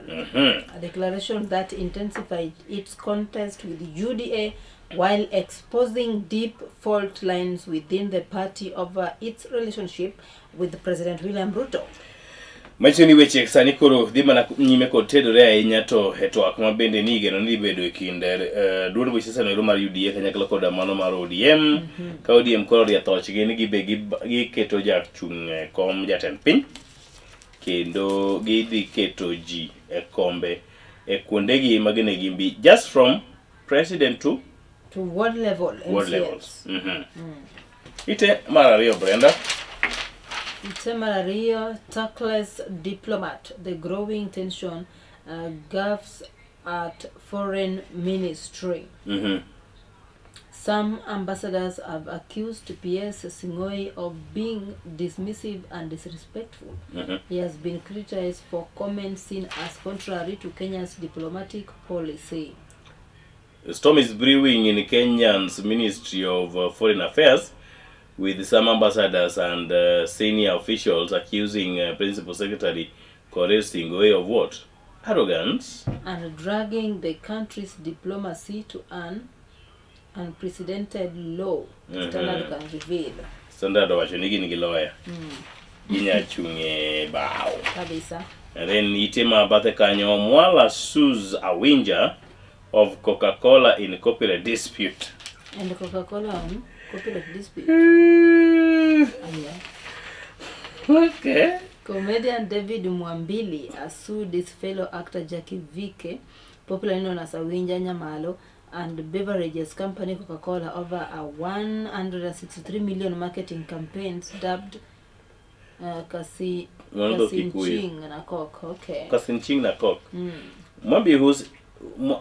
Mwambili, whose stage name is Inspector Mwala, claims the campaigns to popularize Coke 300 ml drink in plastic bottle infringes on the copyright. On his copyright.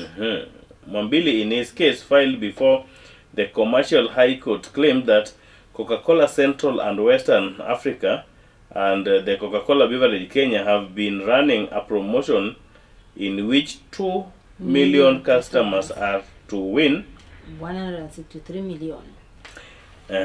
He alleged that the multinational company hired Vike to run social media campaigns on Facebook, Instagram, TikTok, and YouTube. According to him, Vike published contemporaneous content which he copyrighted in 2010. Okay. We kichuo mimine koro orakre kanye iduhu. And then pinkanyo gwenge mag Murang'a launches app to boost revenue, improve services. That's a plus to them. And then teachers plan strike over SHA, but expectations remain unclear. Unclear. Teachers threaten to boycott schools over SHA health Kim, claiming deduction do not match services received. And then, but union leaders are unclear on specific demands or what improvement they expect from the government. The threat by teachers union to call strike over social health authority share benefits is looming ahead of school reopening next week, even as union leaders appear unclear to their specific expectations. I know tipo Kenya Kenya Union of Post-Primary Teacher Secondary Schools. Some of you know that. Kenya Union of Post-Primary Teachers Secretary General Akelo Misol and National Chair Julius Korir. Melekanyo iteno ero marangwen nyakon magajwang. Wacho kanyo ni zoning or no zoning. We do not fear anyone. Defiant ODM vows. Party vows to failed candidates from presidency to MCA deepening tension within the broad-based government. Internal rifts widen as leaders clash over Ruto ties and strategy for the next general election. Koronya kora mugeja ngelo do wach mar ODM na ero ite marangwen. And then Batekanya politics, ODM UD alliance key to 2027 victory in Western. Baraza says Manoka van Makameda. Then Pinkanya Weche Magmidiero Kota disaster. Flash floods wreak havoc in Mombasa. Mombasa.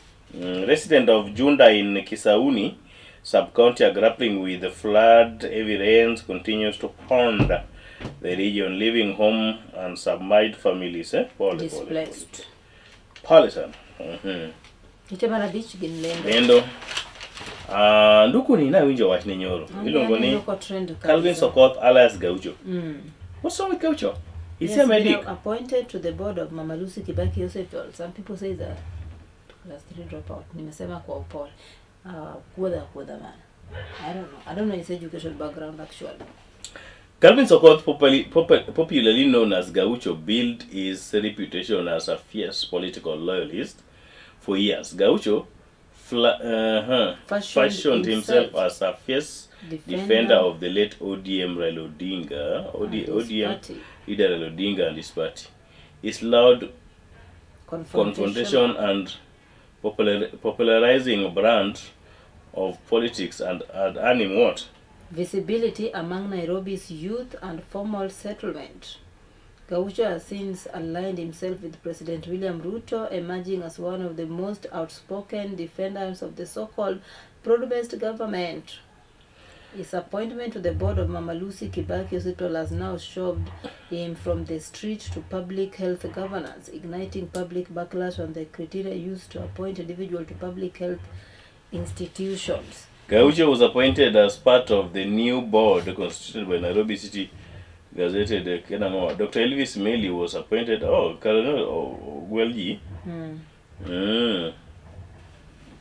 We'll look for Gaucho. I have his contact.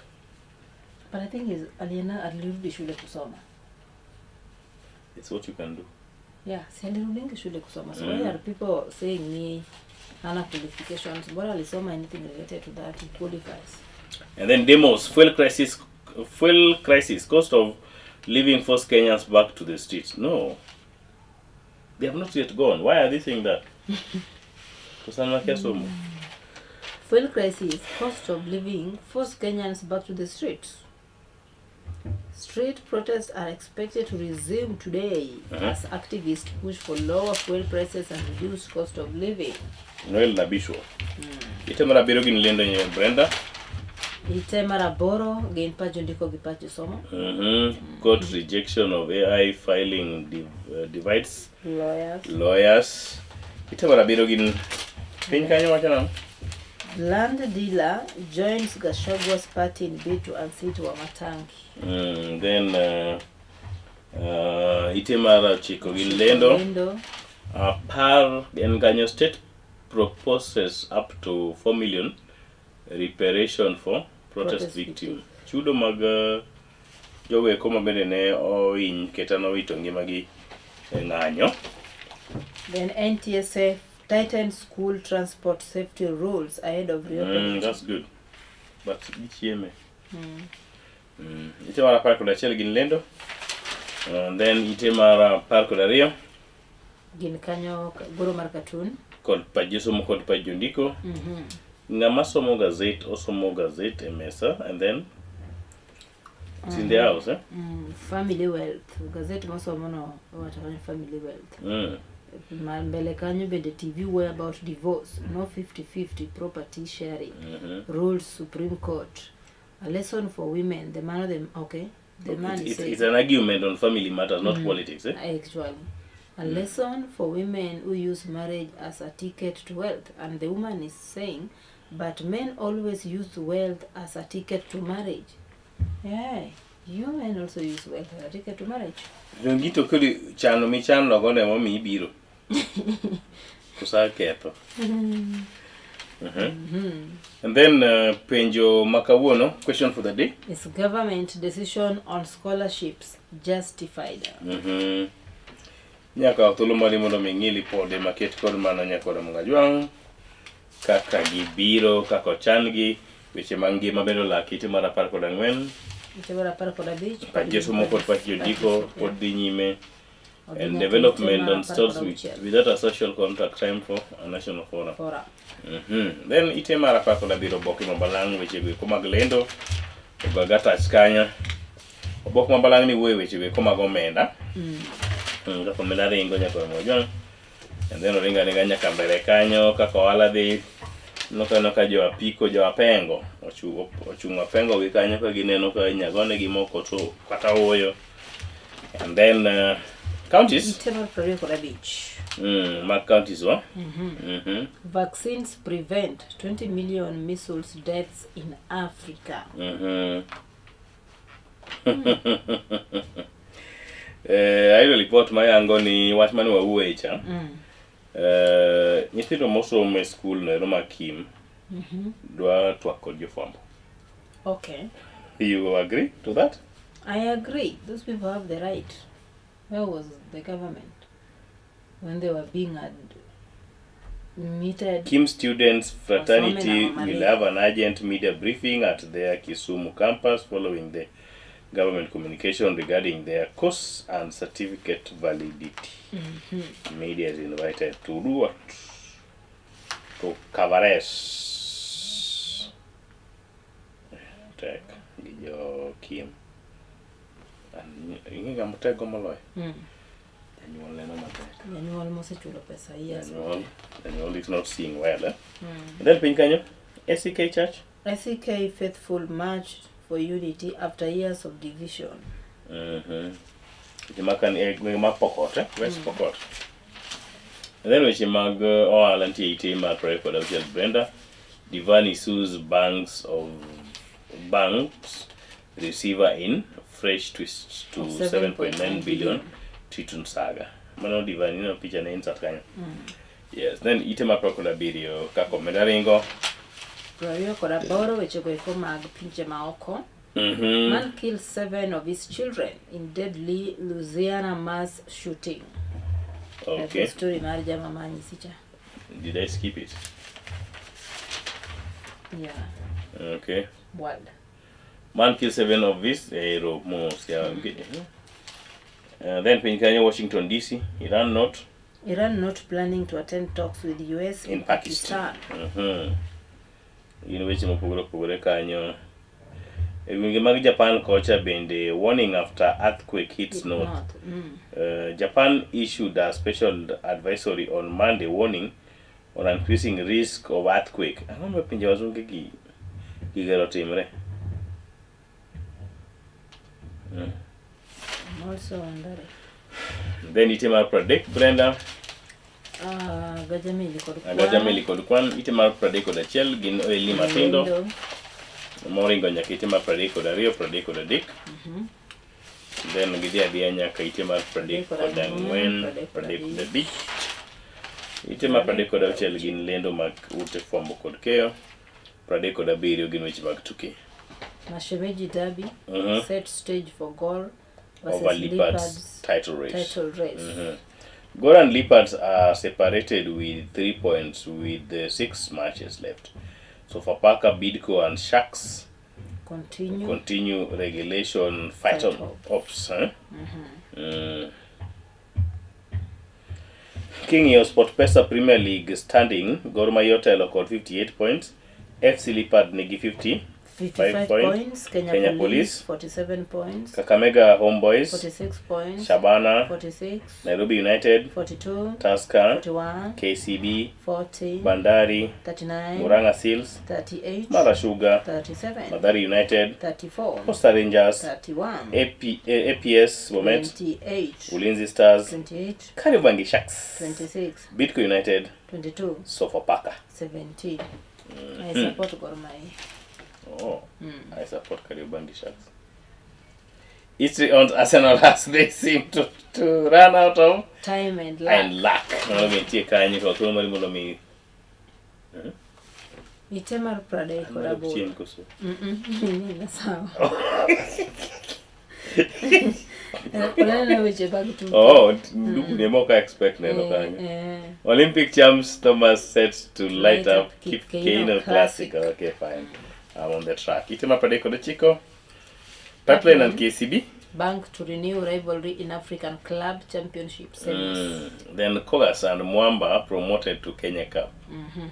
Then Piny Kanyo Kanyo J. Kwat Kogas player celebrate after earning promotion to the Kenyan Cup. Boxing, Kenya's Odhiambo to officiate women. It was women something. Well, man, this one's different. Mine is Julius Odhiambo. No, I'm trying to fill in this abbreviation of W. World Boxing Association. Which one took a bear benya kolumgo. You need to get kanyo benentiere kaka. It's a Kenyan double. As career. It's a Kenyan double as career and Lokedi rule Boston Marathon. Nano tipo kanyo mara John Sharon tie kanyo ka tulu mari mulo bengi. John Korir and Sharon Lokedi. Ginemagi Yombo. Okay. It was both for male and women. And women, eh? Yeah. Nyakolomo gi kanyo be machopo gi koma Nonro mar Oboke odiochieng'eri ma kawuono kiyie no to wakaw yo machok and then wadugo kanyo kod ma piny orugo kapok waloro odiochieng'eri ma kawuono. Lungan Jessa Doya would seme. Kachil kodakan Brenda Agenyo anyasubanyana.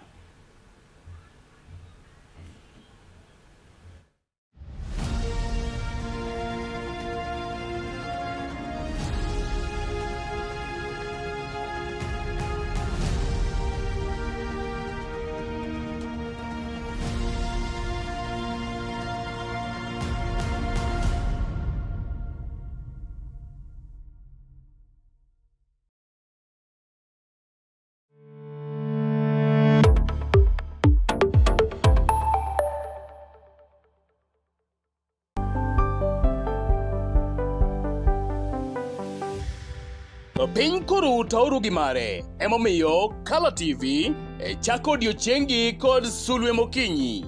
Kabende Sulwe Mokinyi menyo odiochiengi juma mangima.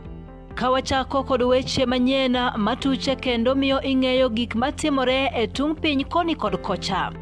Kabende warango kaka odiochiengi biro bedo e futo mar yamo e kor lwasi, nonro mar oboke, chal mar apeyni e kind mamoko mathoth. Bang'e to iyudo twak manimba kod jolony ma opogore opogore kanyakla kod kithor mar weche gweko ma opogore opogore. Wechego mag siasa, twak e weche ngima, somo, ohala e kind mamoko. Ema omiyo wuok tich nyaka tich abich itudori kod an Justus Adoyo kachiel kodaka an Brenda Agenyo saa 12 okinyi nyaka saa 4 onyango mana e Kala TV. Kala TV machiegni pacho ma e odwa.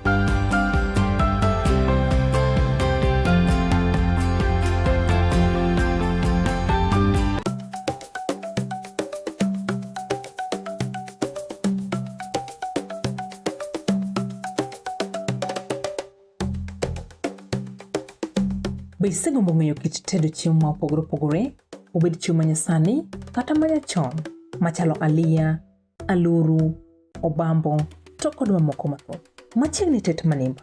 Chenro miyudo tiegruok mathoth e weche mag jikon. Waseso jikondi kod chiemo mamit maweki nang'o lith lweti. Kochakore crips, cookies, ringabula, samosa molose rang'iny mamalo man kod ndhadhu mamit miwuoro e kind chiemo mamoko mathoth. Arni wapuonji loso nyaka kit math mamoko mayom kaka cocktail kod smoothies matieko riyo. Kik bayi. Tudi koda juma ka juma mondo wated kanyakla. Chieng' tich ang'wen chakre saa 5:30 nyaka saa 6 mar odiechieng'. Tet manimba. Duoko duto ne penjo mag jikondi.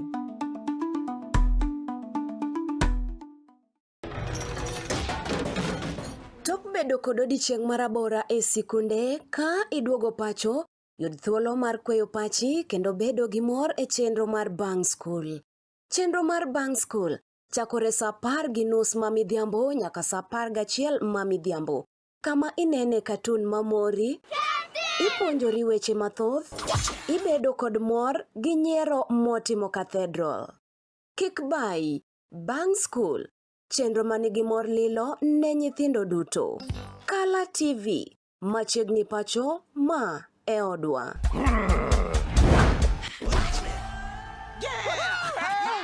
I've fallen and I can't giddy up.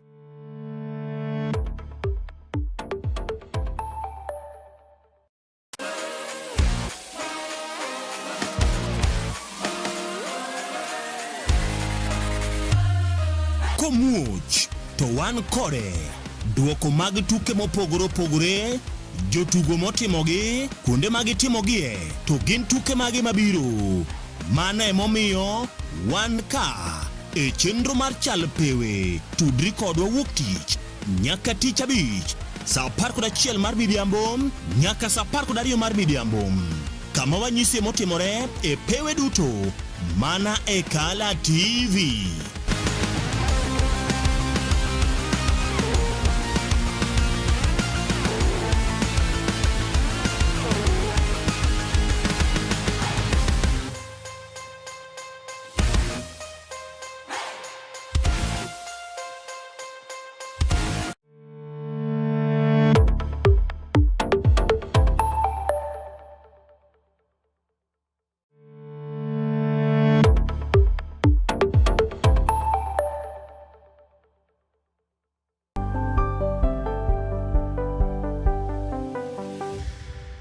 Piny koro tauru gi mare, emomiyo Kala TV chako odiochiengi kod Sulwe Mokinyi.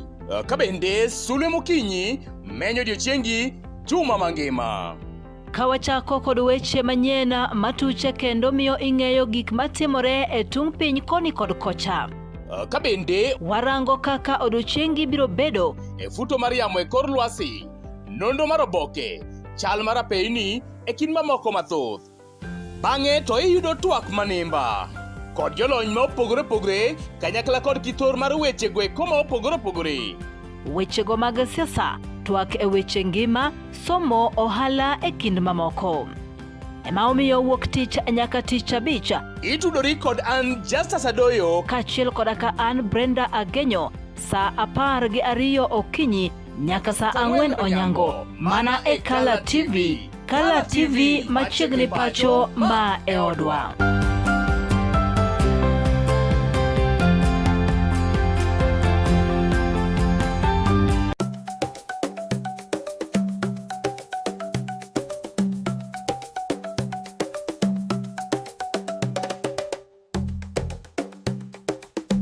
Be isegombo ng'eyo kit tedo chiemo ma opogore opogore, obed chiemo manyasani kata manyachon, machalo aliya, aluru, obambo, to kod mamoko mathoth. Machiegni tet manimba, chenro miyudo tiegruok mathoth e weche mag jikon. Waseso jikondi kod chiemo mamit maweki nang'o lith lweti. Kochakore crips, cookies, ringabula, samosa molose rang'iny mamalo man kod ndhadhu mamit miwuoro e kind chiemo mamoko mathoth. Arni wapuonji loso nyaka kit math mamoko mayom kaka cocktail kod smoothies matieko riyo. Kik bayi. Tudi koda juma ka juma mondo wated kanyakla. Chieng' tich ang'wen chakre saa 5:30 nyaka saa 6 mar odiechieng'. Tet manimba. Duoko duto ne penjo mag jikondi.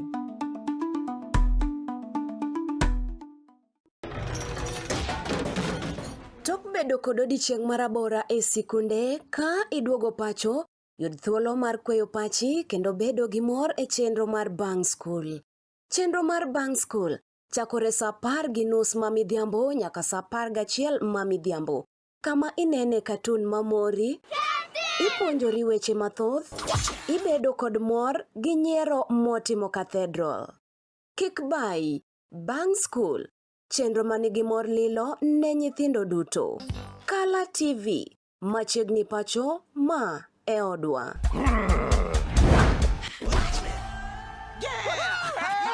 I've fallen and I can't giddy up.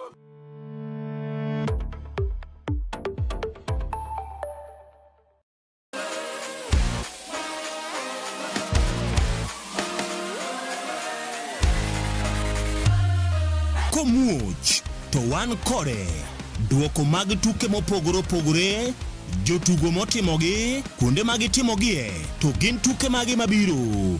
Mano emomiyo wan ka e chenro mar chal pewe. Tudri kodwa wuok tich nyaka tich abich saa 11 mar midhiambo nyaka saa 12 mar midhiambo.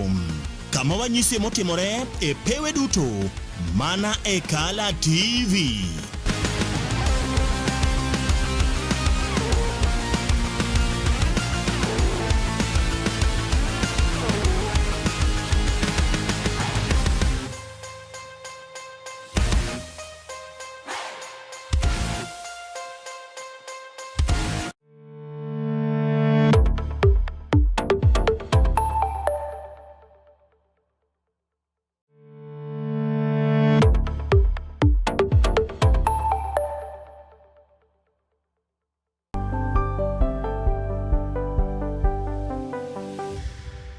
Piny koro tauru gi mare, emomiyo Kala TV chako odiochiengi kod Sulwe Mokinyi.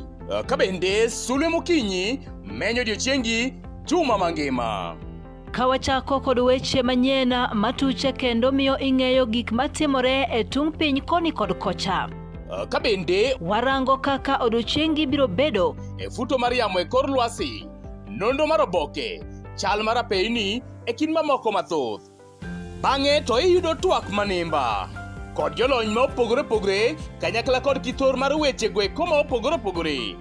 Wechego mag siasa, twak e weche ngima, somo, ohala e kind mamoko.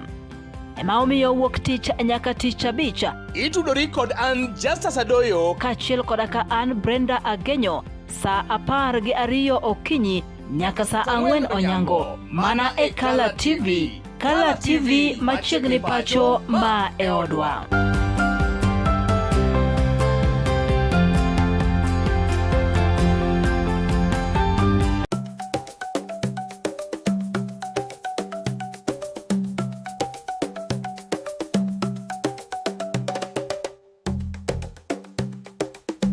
Be isegombo ng'eyo kit tedo chiemo ma opogore opogore, obed chiemo manyasani kata manyachon, machalo aliya, aluru, obambo, to kod mamoko mathoth?